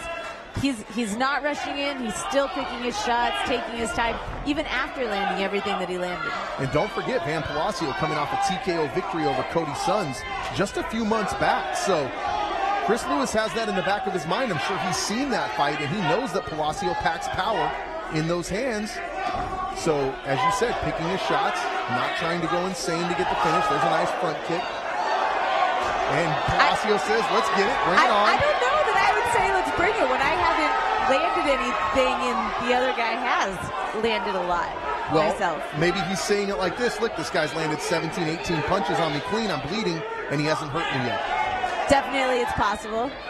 It's definitely possible. You know what I'm liking that I'm seeing Chris do? I've seen him do twice, is where he's holding Palacio out with his left, and he leaves that left out there to make the space and kind of give him a target, and then he's pulling that back right as he's throwing his right hand. I'd like to see that happen again. Lewis is just strong as an ox. You can see the power even when he landed that leg kick. But as you said, he's content to take his time, pick his shots, and be smart about what he's doing and not get overconfident and perhaps get caught. Because that left hand right there could have done some damage if he wasn't. Palacio grabs the leg, throws a knee to the midsection, and again the power is apparent in the body of Chris Lewis, who is able to spin around, and he puts Van Palacio back on the cage, looking for a takedown here. Looked like he was going to hip him over there for a second, Leslie, but Palacio was able to stop that. It doesn't really look like... Look at that shoulder that strike. That was dope. You know what? And the way he used that cage, Palacio, how he jumped up, and it was like a double hit. He Absolutely hit the front of Chris Lewis's face, and the back of Chris Lewis, his head hit the cage. Interested to see if he'll do that again as it landed. I don't know how many of you at home saw that, but Palacio, once he got Chris Lewis up against the cage, jumped straight up and used his shoulder to attack the face area of Chris Lewis.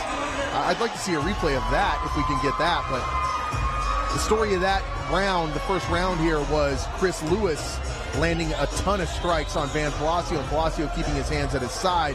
And he was just warned, was Chris Lewis, by referee Jason McCoy, not to stick his hand out with his fingers. As you know, Leslie, when you do that, you can poke someone in the eye. If you're going to stick your hand out, they want your hand closed so that there's no inadvertent eye pokes, and that's what he was just warned by Jason McCoy.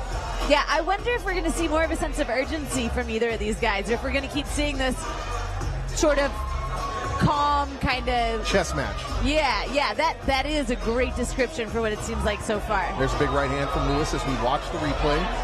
Throwing that teep kick a couple times, left, right, left. every single one of those landed except one. That head kick even almost landed.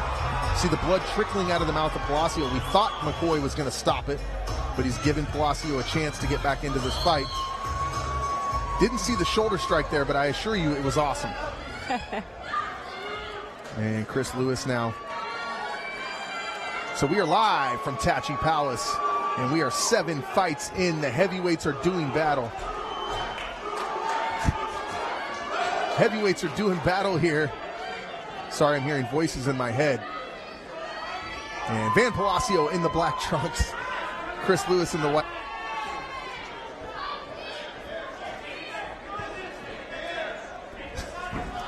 Superman punch from Palacio.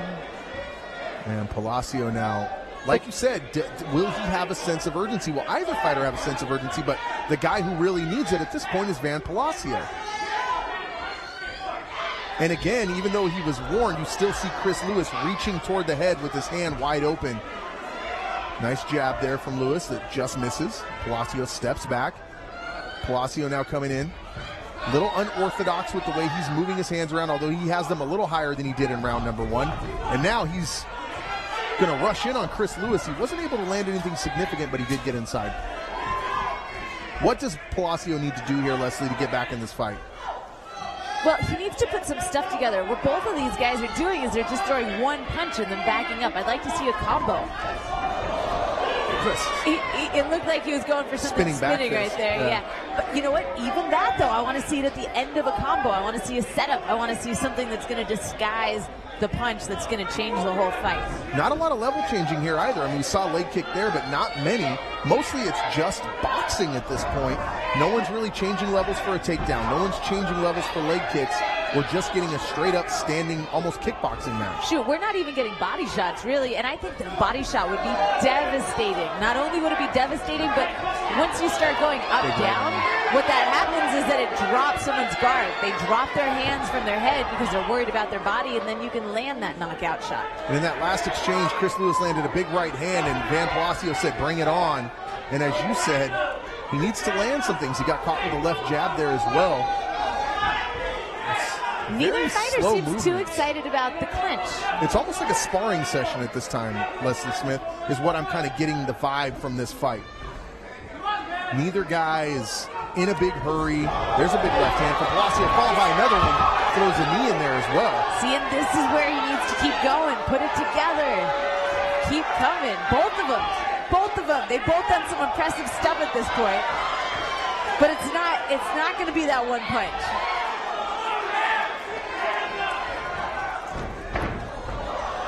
I like, you know what? Maybe that wasn't pretty, but I like the sense of urgency. I like that he's going for it. That's what I want to see. That's what's going to change this fight right now, is going for it. Palacio still just trickling blood from his nose. Not a lot of big damage there.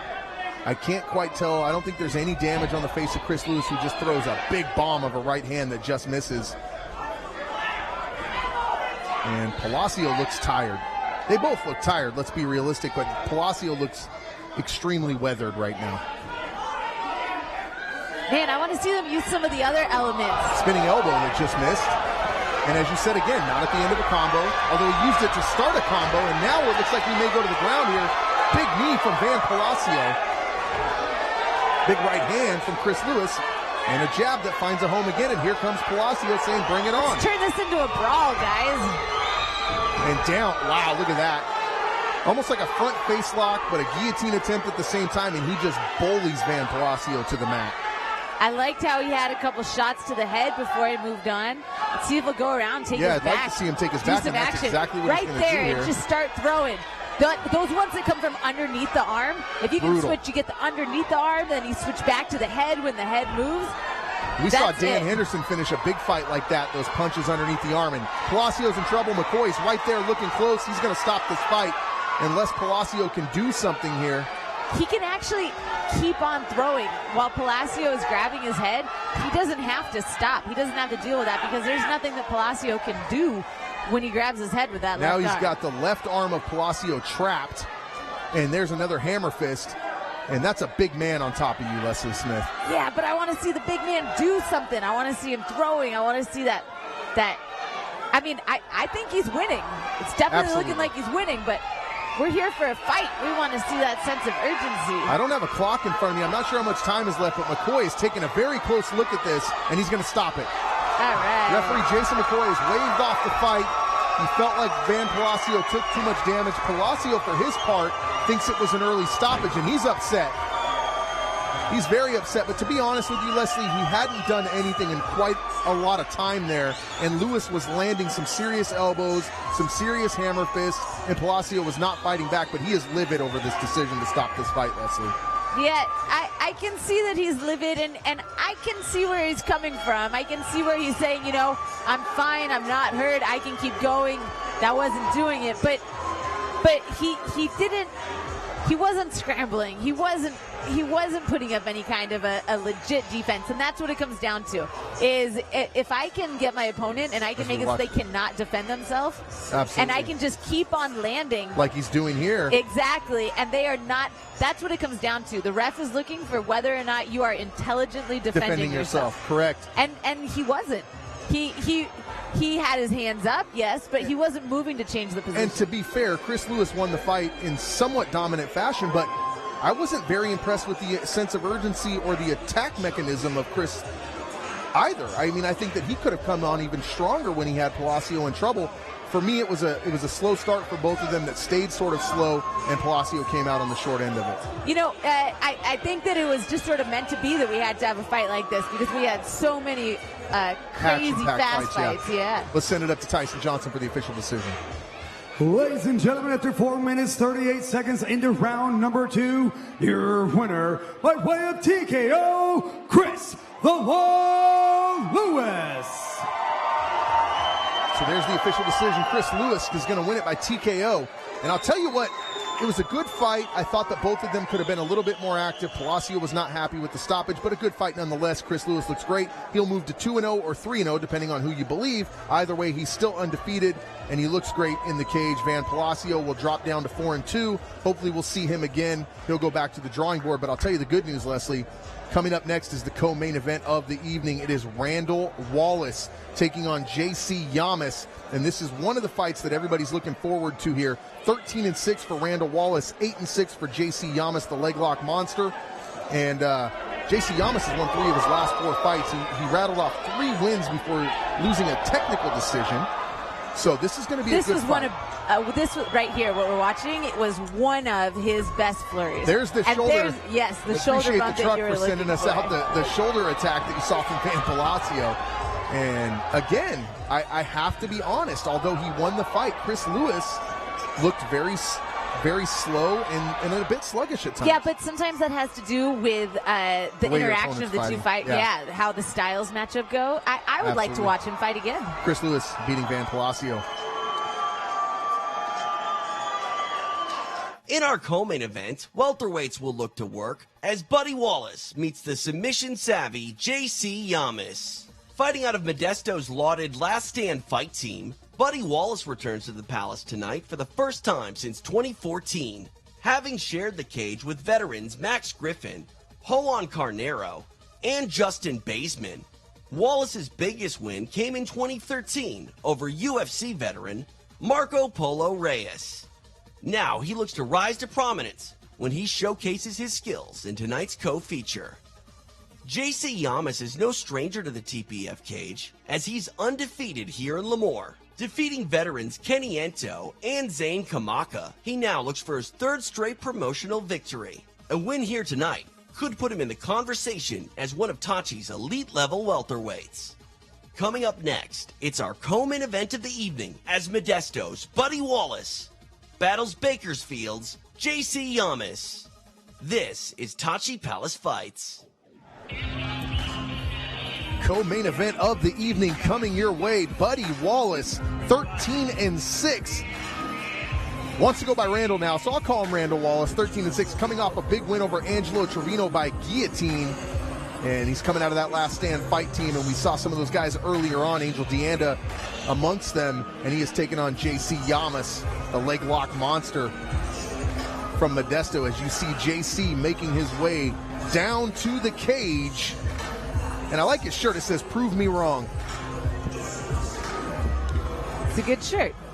J.C. Yamas. Thanks for that feedback, Leslie Smith. Yeah. J.C. Yamas, born in Bakersfield, lives in Bakersfield, representing Bakersfield, holds a win over Team Diaz Gracie fighter Chris Quiddiquit back in April 2016. He's rattled off 3 out of his last 4 wins.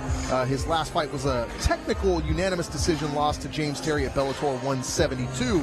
But from Bellator to Tachi Palace, here he comes to take on Randall Buddy Wallace in our co-main event of the evening. His record is 8-6, but any of his losses have not been stoppages. He has never been stopped during the fight. Those all came by decision. Absolutely, 5'9" tall, and we'll see the tail of the tape momentarily. But I got to tell you, Chris Quiddiquit, I've trained with him quite a bit, and I'm sure you have as well over at Team Diaz. He's a great fighter, and I saw that fight. And I got to tell you, man, I'm impressed with J.C. Yamas on every level. He is a tremendous fighter. Don't let the record fool you. This kid can absolutely go. Definitely. You know, and that's the thing about records is that people can get a sexy record if they're friends with their promoter, if you know, that kind of thing. But sometimes when you come out with a record... It doesn't happen at Tachi Palace. Sometimes if you come out with a record like this, it means that you've taken the tough fights. It means that you've gone up against the tough guys, that you're not scared to take whoever is offered to you. And sometimes that can mean a whole lot more than a super sexy record. And here comes the man at a Last Stand Fight Team, Randall Buddy Wallace. Let me just tell you something. I know he beat Angelo Trevino recently, but this guy has fought a who's who of mixed martial artists, including Bellator fighter Justin Baseman, former global champion, as well as current UFC champion Max Payne Griffin, another one of my broadcast partners. He's worked with us. And this guy's fought everybody. So Randall Wallace is no slouch, and he'll go with anyone, anytime, anywhere. And tonight he'll go with J.C. Yamas. And he's got some exciting finishes, too. He's 13-6. Out of those 13 wins, 5 of them were TKOs and 6 of them were submissions. Only 2 decisions. So he's used to stopping the fight before the end. Absolutely, and he's fought Justin Baseman 3 times, one of those big trilogies out here on the West Coast, and he fought Max Payne Griffin twice. So this is going to be a heck of a fight. If you're just joining us, guys, welcome to SureDog.com and welcome to Tachi Palace Fights 31. I am Jim Cooley, the Voice of Champions, at Voice of Champions on Instagram, along with at Leslie Smith MMA, the one, the only, the Peacemaker UFC bantamweight Leslie Smith. And we are live from the Tachi Palace Resort and Casino in Lemoore, California. This is the co-main event of the evening, Randall Buddy Wallace versus J.C. Yamas. And coming up next, stick around because it's Adrian Diaz putting his featherweight title on the line against current bantamweight champion Cody Gibson. But before that happens, we've got a hell of a fight on our hands right here, Leslie Smith. Oh, yeah. J.C. Yamas is already looking to make this cage his. He's feeling the bounce. He's feeling the way the grip. That's a big deal, you know, feeling the way that the grip, the way that your feet connect with the mat and how you can move on it. That's one of the reasons that we always see fighters walk inside the cage and start moving around, bouncing around. It's to get the idea of as we look at the tail of the tape. 2 inches for Braveheart Buddy Wallace. And about the same weight there, and a 4-year difference there. J.C. Yamas a little bit older, 13-6 versus 8-6. Very, very close, just that 2-inch difference. Not sure how much reach that's going to give Randall Wallace, but we'll see. Meanwhile, let's send it up to the veteran voice of Tachi Palace, the Iron Man, Tyson Johnson. Ladies and gentlemen, it is now time for the co-main event of the evening. This bout will be 3 5-minute rounds in the welterweight division. Introducing first, fighting out of the blue corner. This fighter stands 5 feet 9 inches tall. He weighed in at 170 pounds. Ladies and gentlemen, he has a mixed martial arts record of 8 wins and 6 defeats. He hails from Bakersfield, California. Please welcome the leg lock monster, J.C. Yamas. And his opponent fighting out of the red corner stands 5 feet 11 inches tall. He weighed in at 170 pounds. He represents the Last Stand Fight Team with a mixed martial arts record of 13 wins and 6 defeats. He hails from Oakdale, California. Please welcome Randall Braveheart Wallace. Your referee for this bout is Mark Lawley. Here we go. Braveheart versus the leg lock monster. It is Randall Wallace in the red trunks with the black trim. The board shorts, let's call it, because they both have red trunks with black trim. And in the Valet Tudo grappling shorts, we have J.C. Yamas. And here we go. Mark Lawley's going to start him off. Co-main event of the evening, TPF 31, and we are underway. Let's see if the moving around and the backflip and all the motion that J.C. Yamas was doing, it looks like it helped him get ready. Man, that was And unorthodox. He grabbed the side of the temple of Randall and then tried to leg trip him on the inside, and now he's going to shoot for a single. No good there as Randall stuffs that and fires some shots in. JC was headhunting right off the bat here, and they clinch. Nice knee by Wallace. Buddy Wallace has grown up as a fighter. He started out as Buddy Wallace, no nickname, regular hair. Now he's got the Wallace haircut, the Braveheart nickname. Moved over to Randall, no more Buddy, and here he fights JC Yamas at TPF and has Yamas up against the cage. Yamas got that trip that he was looking for. He was trying to mess with the integrity of the posture of Wallace, and it ended up against the cage, not where he wanted it, but let's see if he tries it again. Buddy Wallace landed an elbow in there. And JC Yamas complaining to Mark Lawley that those kicks are low. I haven't seen either one of those land. Yeah, I thought I heard that kick on his stomach, thigh, yeah, but or thigh, yeah. Those were sick jabs. I'm to not the sure. body. Yeah. Yamas again appealing to Mark Lawley. I'm not exactly sure what he's bothered by right now. Something is upsetting him, and he keeps telling Mark Lawley about it. Meanwhile, he's in the middle of an MMA fight. And Buddy Wallace, Randall Wallace, staying on top of him. Uppercut attempt there from JC Yamas. Randall Wallace lands 2 clean shots. And there's bad intentions behind those punches, Leslie. Fakes a kick, throws a left, and there's swelling under the right eye of JC Yamas. Go ahead, Leslie. What was that kick called? Capoeira kind of kick? I don't even have a name for it. It was a capoeira kick. But it looked cool. It did. And you know what? It was effective.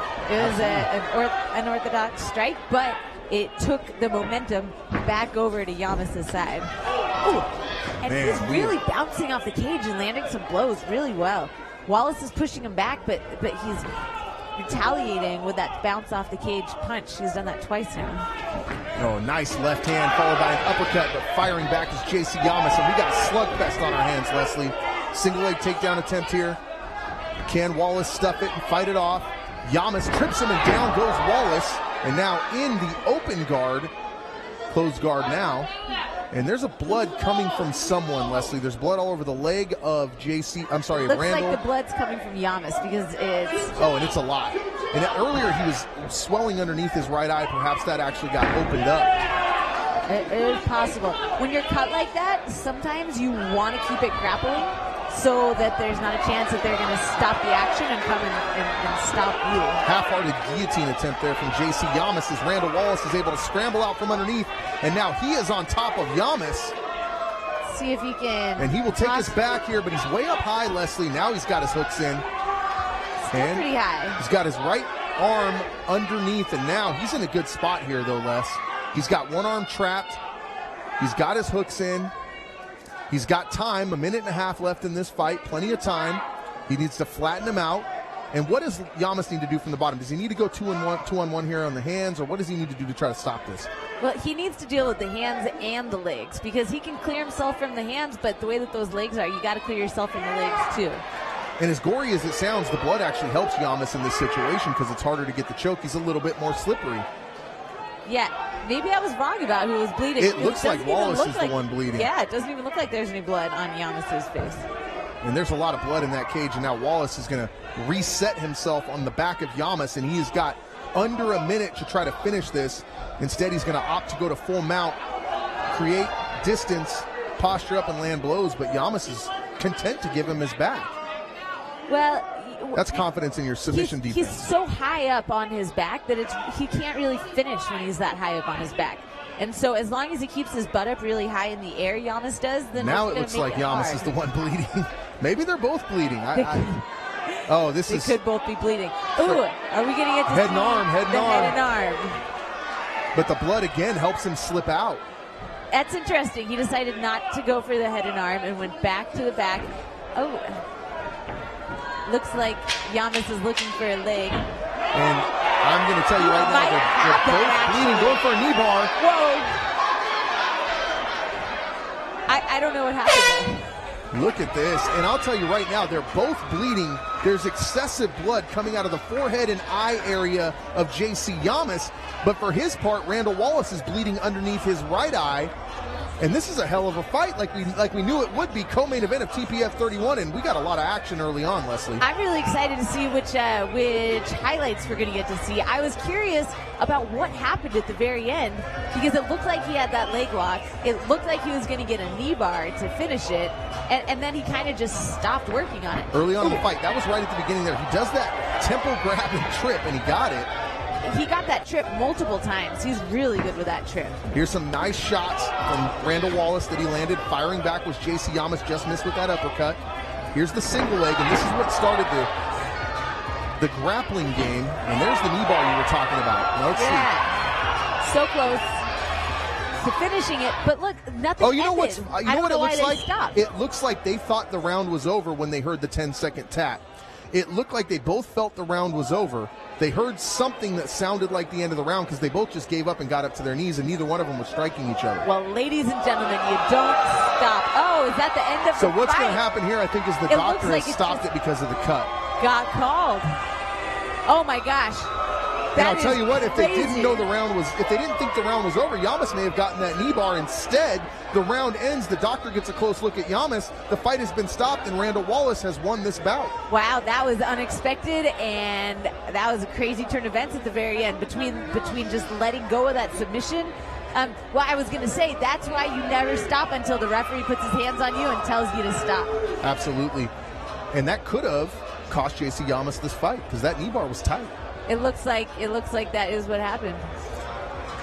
I would love to get a chance to ask him afterward if that is what happened. Absolutely. It looked to me like they both thought the round was over. They both sat up, and we'll have to look at it again, and we'll probably get another replay before this is all said and done. But I believe that's what happened. You can see them both just sort of half-heartedly sitting up, and that's usually what you do when the round is over and you're exhausted and you're both gushing blood. Now, we don't know yet. Richard Goodman is over there talking to Yamas, but I think this is going to be a doctor's stoppage. I think this was a great fight.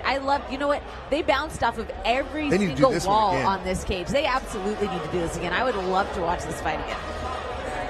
Both of them cut open, but the story of the end of the fight was the fact that JC Yamas' cut was just a bit worse as we send it up to Tyson Johnson for the official decision.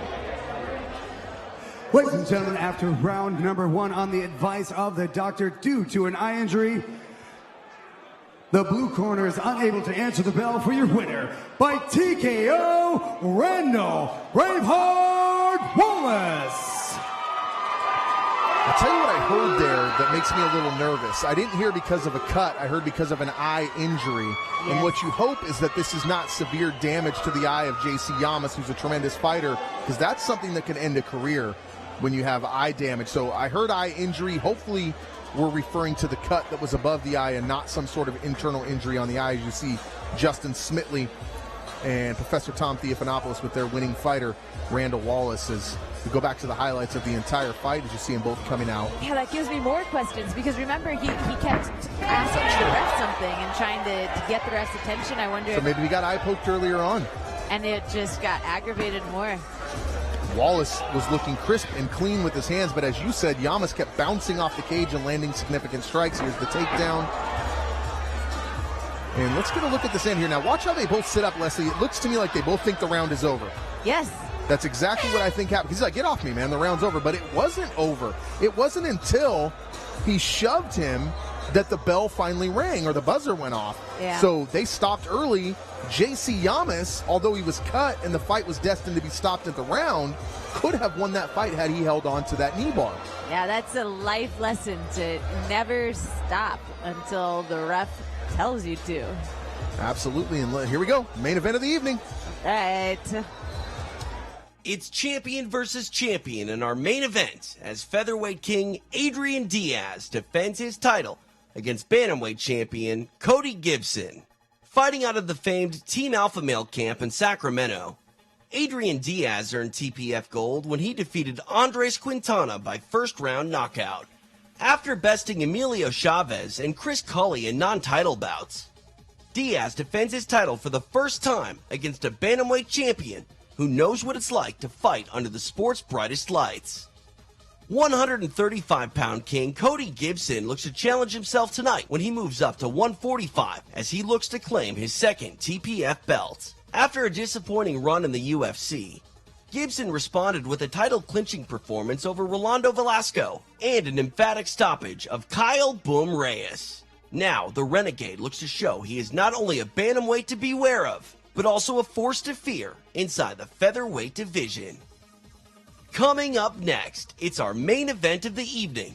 5-minute rounds for the TPF Featherweight Championship as Adrian Diaz defends against the Renegade, Cody Gibson. This is Tachi Palace Fights. Here we go. This is it, Leslie. This is what we've been waiting for. Champion versus champion. Cody Gibson is the current Tachi Palace Bantamweight Champion of the world. However, tonight, he looks to add another title to his collection as he takes on Adrian Diaz, and it is Adrian Diaz's featherweight championship that is actually on the line. And here comes the Renegade UFC veteran Cody Gibson. The crowd is excited about this one. And as you pointed out, Gibson had a bit of a lackluster career in the UFC. Just didn't quite work out the way he wanted it to, but since leaving the Ultimate Fighting Championships, he has been on a holy tear and has been dominating his opponents. And tonight, he's looking to add some more gold to that wall at his house. Absolutely. And you know what? When he came out, he wasn't trying to soak up the moment. He wasn't trying to run around and get all the attention. And you know, you see some fighters and they really just want to absorb that moment, but he just wants to get in the cage. He came out, he ditched everyone behind him, he ran all the way up, and he's getting Vaseline, and he's just going to hop in. Absolutely. This is it. This is what Tachi Palace Fights is all about. If you're joining us on SureDog.com, this is the main event of the evening. Champion versus champion, UFC veteran. 2 belts in the building, only one on the line. That's the Featherweight Championship of Adrian Diaz.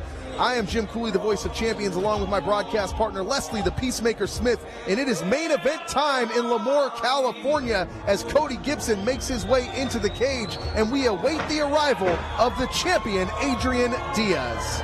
Man, I do not know what song this is, but it is getting me going. It's got that feeling that something significant is going to follow. Oh, this is the song that's going to get you going.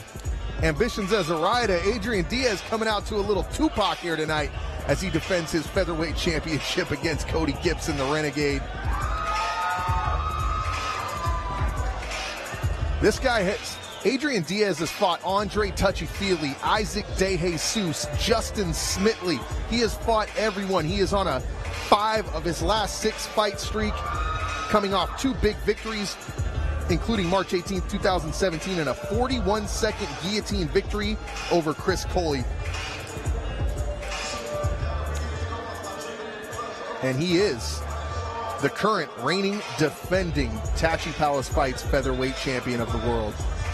And Cody Gibson, the bantamweight champion, would love to walk out of here with 2 belts. So champion versus champion. We've got the bantamweight champion versus the featherweight champion. So typically, the differences between the bantamweight and the featherweight, it's going to be that the heavier the featherweight, they're going to have a little bit more power, and the bantamweight's going to have a little bit more speed, a little bit more agility.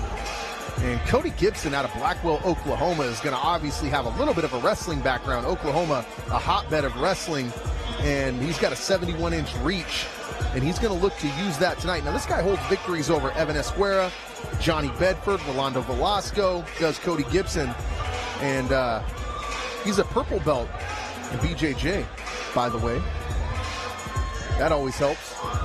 Yes. As Adrian Diaz gets in the cage, and we are set to go. Main event, TPF 31. Let's send it up to the Iron Man, Tyson Johnson.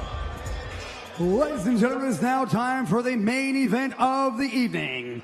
This special feature attraction will be champion versus champion. This bout will be 5-minute rounds in the featherweight division.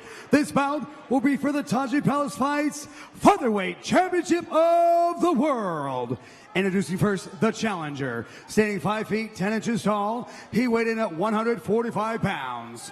He represents Elite Team out of Visalia and the Garza Boxing Club. He has a mixed martial arts record of 15 wins and 6 defeats. He hails from Visalia, California, and he is the Tachi Palace Fights Bantamweight Champion of the World, Cody the Renegade Gibson. And his opponent fighting out of the red corner stands 5 feet 10 inches tall. He weighed in at 145 pounds. He represents Team Alpha Male with a mixed martial arts record of 10 wins, 4 defeats, and 1 draw. Ladies and gentlemen, he hails from Stockton, California. He is the reigning, defending Tachi Palace Fights featherweight champion of the world, Adrian Diaz. Ladies and gentlemen, your referee for this bout will be Jason McCoy.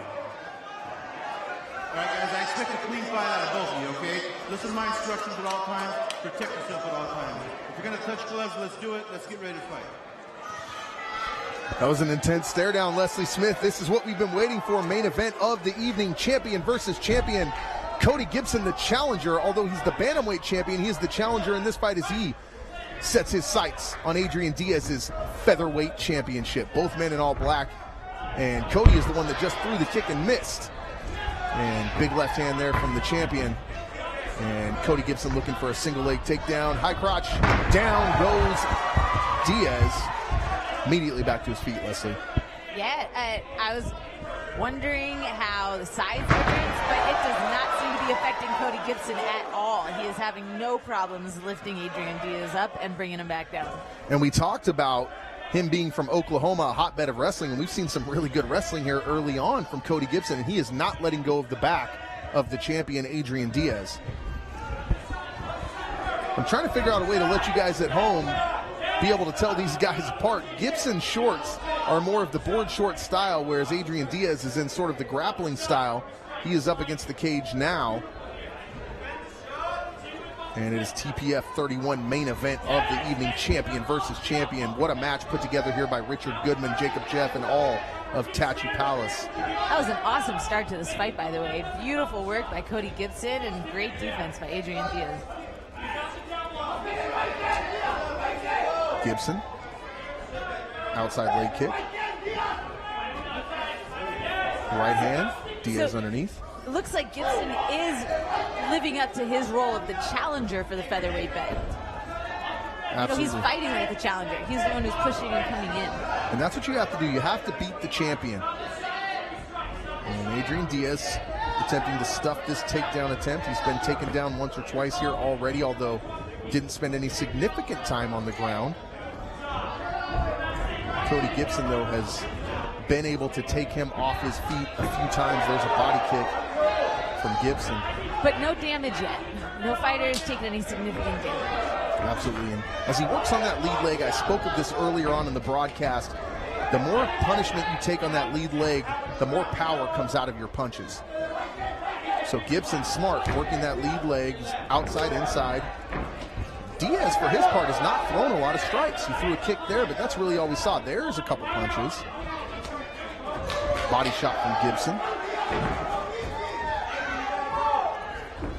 Adrian Diaz, as I said, coming off that 41-second guillotine victory over Chris Coley March 18th of this year. And Cody Gibson, who's on top with another takedown, his last fight against Ran Weathers, TKO knees. Guess what? Same night, March 18th, 2017, first round victory there as well. Man, Gibson has got a fire inside of him. He is just coming out. He has been the one pushing everything, getting the takedowns, and looking for the opportunities. Is this Diaz pacing himself, knowing this is a 5-round championship fight? You know, it totally could be. He hasn't taken any damage, and it is 5 rounds. And that's one of the things, whether it's running or fighting or even eating. Sometimes you got to pace yourself. I don't pace myself when I'm eating, Leslie Smith. Cody Gibson is on top and inside control over the champion Adrian Diaz, who is on the bottom and trying to keep Cody Gibson close to avoid any significant strikes from the top. Now he turns into him. He's going to look to get back to his feet. Will Cody Gibson take his back here? The answer is answered quickly. Yes, he will. Now, we have 1 minute, 19 seconds left. Is that enough time for Cody Gibson to work the champion in this rear naked choke attempt, Leslie Smith? I guess we're going to find out. Gibson's had, Diaz has had very good defense. Like I said, he hasn't taken significant damage, but he is definitely losing this round. He got taken down multiple times. He took some punches. And he doesn't have a good position on the ground right now. In fact, he's in a pretty bad position. And now he's got the body triangle. Now keep in mind, when you got that body triangle like that, every time Diaz breathes out, if Gibson's doing it correctly, he'll tighten it, and then it makes it harder to take a breath. He can, but there's also a risk, not in this case, but there's a risk for a footlock anytime that you do cross your legs when you've got someone's back. But it's obviously not being threatened inside of this fight, so he's good to go. And one difference that you see is his leg is not outside the legs of Adrian Diaz. It's in between the legs of Adrian Diaz as he still works for this rear naked choke. We have short time here in the first round, but I do believe that Cody Gibson has done enough to win this first round in our main event of the evening, and that Adrian Diaz needs to come back a little bit stronger in the second round and try to put some points up on the scoreboard. Yeah, it looks, I'm going to give Diaz the benefit of the doubt and just figure that he wanted to get the gist of Gibson in this fight. I think that's the best way I can look at it, because I know that I can see, looking at Diaz, that he has more to give. He's got more to put out there, but he hasn't yet. And so maybe it is what you were talking about, that he's pacing himself and waiting to see how it's going to go. Well, he is at this point behind in this fight. If I have anything to say about it, he's down 10-9 at this point. I think Cody Gibson won that first round, and we'll see some replays here in a moment. But the story of the fight was Gibson, as you said, pushing the action. There's one of those takedowns off the high crotch. He puts him down right back to his feet as Diaz. But then you're going to see him grab that rear waistlock and pick him up and put him right back down. And Gibson stayed right on top of him, Leslie, and as you said, just pushing the action. Pushing the action everywhere, but that can be very tiring. It can be super tiring. Now, I think that Gibson is in a position where he's less likely to get tired than pretty much anybody else would, because he's fighting a championship fight after having fought championship fights, and he's fighting at a higher weight class. So he's actually got a reserve that most people aren't going to have. And usually 145ers don't get tired very often anyway. No. These guys got enough gas in the tank to go all night long. So I don't think that fatigue will be a factor, but you're right. Throwing a guy around can be tiresome. And here we go, round number 2. Cody Gibson should be up on the scorecards as he lands a body kick. Again, it's Cody with the first attack. Let's see what Diaz wants to hand him. Now Diaz looking for a takedown. Will he be able to finish a takedown? He's got his hands locked under the butt. Yes. Gets him down, but Gibson turns it into an ankle pick, and he is able to get control. What a scramble, Leslie Smith. And now Gibson somehow got taken down, grabbed an ankle pick, came out from underneath, out the back door, and got control of this round as he throws a body shot that just misses. That one lands. Gibson says, I might have got you low. I'm sorry. Let's fight. Ooh, overhand right there from Cody Gibson that lands. Not too hard, but it partially got in there. And Gibson on the attack, Leslie, and Adrian Diaz needs to get his hands moving. He needs to be more productive as Cody Gibson is throwing punches and bunches and strikes in bunches. Why is Adrian Diaz starting so slow? Well, it is a 5-round fight. Maybe this is not what he was expecting. Maybe he thought that Gibson wasn't going to come at him the same way that he is. Sometimes you anticipate the fight's going to go one way, and then it totally doesn't. But it looks inverted like he's got a triangle reverse punch. attempt. Yeah. I think he has it locked up already. He can grab that arm. He can Kimura that arm. He'd have to. Gibson in a bad spot here. He went for a single leg. He missed it. Then he tried to get an ankle pick. He should just be dropping elbows on the ribs. That's going to be the thing that's going to pay him back dividends later on. He's looking for the submission, Leslie, and I cannot see it from this angle, but he's out of it. He's out of it. But what an unorthodox attempt at a submission there from Adrian Diaz. And that was an interesting way to try to finish it. Usually if I'm trying to finish a triangle, whether it's reversed or not, I want to crunch the person up, not reach for their legs and stretch them out. Absolutely. Championship fights here at Tachi Palace Fights. 5 rounds, and we are just about 2 minutes into round number 2, where we believe Cody Gibson has won the first round. Adrian Diaz now getting a little bit more active here in round number 2, and that could change things up a little bit. Right hand, left hand. Landed that nice solid left hand. And the champion fires back, and his punches are finding the mark. And Gibson again goes to the body, and a nice left hand that lands, and the mouth open on Adrian Diaz, as we talked about that a little bit earlier on in the card. He needs to keep that mouth. Both of their mouths are actually open. We'll see how it goes when they're exchanging blows here, but Diaz a little more active than he's been. Gibson loves that body shot. He's landed it several times in this round. Body shot is a beautiful thing. A beautiful thing. Man, I like watching these two go at it inside the cage. They both have this nice, they're avoiding the punches and then coming back in with their counters. I like the way they stay in the pocket. The Renegade taking some damage here now as Adrian Diaz has found his range and he is letting loose with his hands. Gibson fires back, but Diaz is now hitting the mark, and it is target practice. Gibson fires back, and we have got a slugfest here at Tattoo Palace. Heck yeah, we got a fight going on in here. This is the main event of the evening, and it is Rock'em Sock'em Robots right now at Tattoo Palace 31. Champion versus champion, Cody Gibson, Adrian Nice Diaz. elbow by Cody. Featherweight title on the line, and there's another elbow. Oh, I think he's saying, I got you a little low. That could be used as sort of a weapon, like when a guy's beating you, you say, hey, oh, hold on. Let's slow down the pace a little bit. I got you low. Let's touch hands and reset. Yeah, it's possible, but both these guys He hurt him. veterans. Yeah, that head kick to the side hurt of his Gibson. head. He was rocked, and Oh, Diaz those following with the knees. knees. Can he finish him, though? Short time, and Gibson taking some damage back to the body. There's still 50 seconds left in this round. And Gibson, though, staying confident. He eats a big left there. I hear some Diaz supporters behind me yelling for a cross kick. They want to see him get that same kick. That's actually the stunned corner Gibson. of Adrian Diaz screaming that out.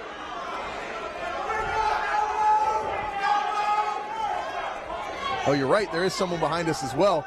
And that is Owen Carr of Team Alpha Male, who's screaming out those instructions to Adrian Diaz.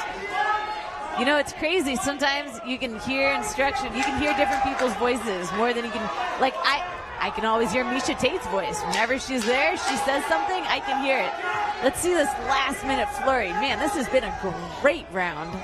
Tremendous action here in the main event of TPF 31. Champion versus champion. It's living up to the hype, Leslie Smith. It was a slugfest there in that second round. Adrian Diaz started out slow in the first round, but came back with some active striking. He hurt Gibson at one point with a head kick and followed it up with several punches. That round was a lot closer to call, Leslie Smith. I give that fight, I give that round, excuse me, not the fight. The fight is still up in the air, but I give that round to Diaz. I have the round at 1-1 because when he got that kick and he stunned him and he unloaded, everything else seemed pretty even. Here's where he came out from that takedown, grabbed the ankle pick, and was able to get out and get control, did Cody Gibson. And now you see some of the shots landing from Diaz as he started target practice there for a second. Gibson able to spin out and land a few of his own. There's that head kick, and it rocked him. See, and that's why I think that Diaz took this round, because for everything else, it was back and forth. There was that takedown, and then it was the takedown on the other direction. And then you were calling it Rock'em Sock'em Robots on the side. That was Diaz starting it, and then Gibson finished it for that exchange. But then that last one with that kick to the head where Diaz got that kick, I feel like that one gave him the edge in that round. But I'm not a judge. I'm just, someone who fights. So here we go. I believe that you're right, Leslie. I believe it's 19-19, 1 round to 1 round as Diaz came back strong in that second round. But you never know what a judge sees. Everyone sees it from a different angle. And Gibson didn't exactly get dominated, so that second round could have went either way. But a very close fight here in our main event. Man, I hope that everybody at home is getting to watch this on a clear screen, because this is awesome right now. Jason McCoy having a tough time getting out of the way of these guys. They're moving so quickly around the cage. The size does not seem to be any kind of an issue for Cody Gibson. Not at all. But on the other side, now that Diaz is 100% in this fight, the speed doesn't seem to be any kind of an issue for him. Absolutely. Now, Cody Gibson, the bantamweight champion, usually fights at 135. He moved up in weight to 145 to take on the champion, Adrian Diaz, here in the featherweight division. Now, he's going to pull guard, but that didn't work too good. What happened was Gibson went for a takedown. Diaz tried to pull guard and perhaps a guillotine attempt, and he was slammed very quickly by the renegade Cody Gibson, who is now on top as Diaz attempts to wall walk here. Ooh, so Diaz is in a not so super good position because his feet are together. Gibson elevated those feet. I was wondering if he was going to figure four to keep those legs together, because that just renders a fighter immobile when that happens. It looks like that is not what's happening. Routine attempt here from Adrian Diaz. It looks pretty deep, Leslie Smith. It looks really deep. He is in trouble. Where he needed. Oh, and he's got the body triangle. Gibson has got to find a way out of this, or this fight could be over. And he taps. And there's the tap. Wow. Adrian Diaz out of nowhere after losing the first round. Rock'em Sock'em Robots in the second round somehow manages to pull a guillotine out and finish Cody Gibson, the bantamweight champion. And guess what? Adrian Diaz is still the Tachi Palace featherweight champion of the world. That fight delivered everything that I hoped for. What a great game plan by Diaz. He knew that he needed to feel things out in the very first round. He was like, look, I'm not on your schedule. I'm on my own schedule. Absolutely. And then I love the way Cody Gibson came out so solid, attacking everywhere. He knew he was the challenger. Absolutely. We see the replay, and look at this textbook guillotine. Body triangle, had it in tight. Gibson was trying to fight it off. Here you can see Gibson knows. He started to tap there, and then he said, no, I've got to give it up here. But what a great fight from Cody Gibson, taking nothing away from him. He looked tremendous. Adrian Diaz was just able to pull off that victory in a textbook fashion. And we said he started out slow, but his game plan came to fruition, and he finished Cody Gibson, and he is still the Tachi Palace featherweight champion. So I know only one of these men is going to get handed the belt they were fighting for tonight. And I know that one person's going to get a loss on their record, but, man, I feel like they both really showed amazing things inside of this fight. Well, the good news is Cody Gibson will go on to defend his bantamweight championship, and we will see him again here at Tachi Palace. Two great champions. Don't forget, Cody stepped up and wait for this fight against the champion. So what a fight, what a night. TPF 31, it is not over. We are going to interview the champion in the cage, Adrian Diaz, and right now we are going to send it up. We're going to close the show a little bit shortly here, but also we're going to interview Cody Gibson and I believe Adrian Diaz as well. So stick around for that, but we're going to send it up to Tyson Johnson for the official decision.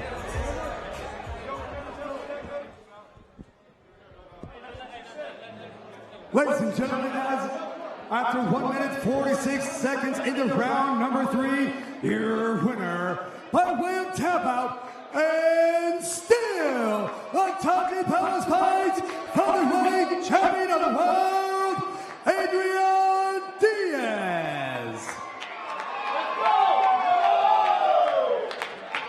All right, ladies and gentlemen, I am standing here. He has successfully defended his title, Adrian Diaz. Cody Gibson moved up in weight, bantamweight champion, to face you for your title. Walk us through that textbook guillotine at the end of this fight. It's a mission I like a lot. That dude's tough as hell, man. He had me in a bad position. I just went to, my instincts took over. I saw the net, grabbed it. I knew I locked it in. I heard him kind of breathing hard, so I held on for dear life, actually, man. And I got the tap. That first round, it looked like you started out a little slow. Cody was landing a lot of shots. Were you just biding your time? I did start a little slow. Man, the dude's tough. That's all I really can say, man. He set a good pace. He kind of caught me off guard. I didn't get to establish what I wanted to establish was the jab. I was worried about the takedowns a little bit, man. He's a good wrestler. I was working in my camp, but it's a little different when you get in here. But yeah, thanks again to this guy right here, man. He's tough. So looking forward, is there anybody on Adrian Diaz's radar? Do you know who you want next? I want the UFC. So Dana White, Sean Shelby, let me the fuck in, man. I got, 6-1 in my last 7 fights. 5 stoppages or 6 stoppages. I think I deserve it. I train with the best team in the world. I have the best boxing coaches in the world. Let me in, man. Give me my opportunity. Absolutely. Congratulations. Still the Tachi Palace featherweight champion, Adrian Diaz. All right, guys. I'm standing here. You came up short tonight, but you're still the bantamweight champion, Cody Gibson. What do you want to say? Hey, guys. Appreciate everybody coming out tonight. We couldn't perform or try to work our way to the UFC without you guys being here. Hats off to Adrian Diaz, man, tough as nails. I threw everything at him, and he beat me up the second round. I thought things were going better the third, and he caught me. Just real quick, guys, this has been my last fight. 23 fights I think I've had, something around that, 10 years. I've got a lot of, no excuses at all. This fight, I had a great training camp. Super tough guy, Sean Shelby, Dana White. You got to put this guy in the UFC, man. He's the next guy. What does he got to do? So you're saying, I just want to make it clear, you're retiring here tonight. This was your last fight. Yeah, man, I've got a family. I've got almost a 1-year-old daughter. I teach full time. I'm busy. I'm splitting my time up so many ways. I want to be home with my family. I'm going to start coaching some wrestling again, and it's tough, man. I put everything in my heart and soul into this for 10 plus years, and I just think it's time for me, man. I'm happy with where I landed. Thank you so much to my coaches. Adrian being my final opponent, man. Props to you, man. I'm not the kind of guy who's going to retire. You're going to see me in here again. I'm going to move on to the next chapter of my life, so thanks everybody for coming. Cody Gibson, on behalf of all the fight fans all over the world, thank you for a tremendous career. He will retire as the bantamweight champion of the world. Leslie Smith, come on in. All right, guys, I'm here with Leslie Smith. We want to thank everybody for coming out, everybody live on SureDog.com. Tachi Palace Fights 31 delivered. What a main event. Leslie, what did you think of the night? This was an amazing night of fights. We got to see so many great skills showcased. That main event, that was awesome, getting to see these guys come out and throw everything out there. And being able to be here for Cody Gibson's last fight of his career, it was an honor. Absolutely. Thank you for joining me, Peacemaker. We look to see you in the UFC cage soon. On behalf of the Tachi Palace production crew, Jacob, Jeff, Richard, Goodman, and all the rest, thank you for joining us on SureDog for Tachi Palace. We'll see you in August.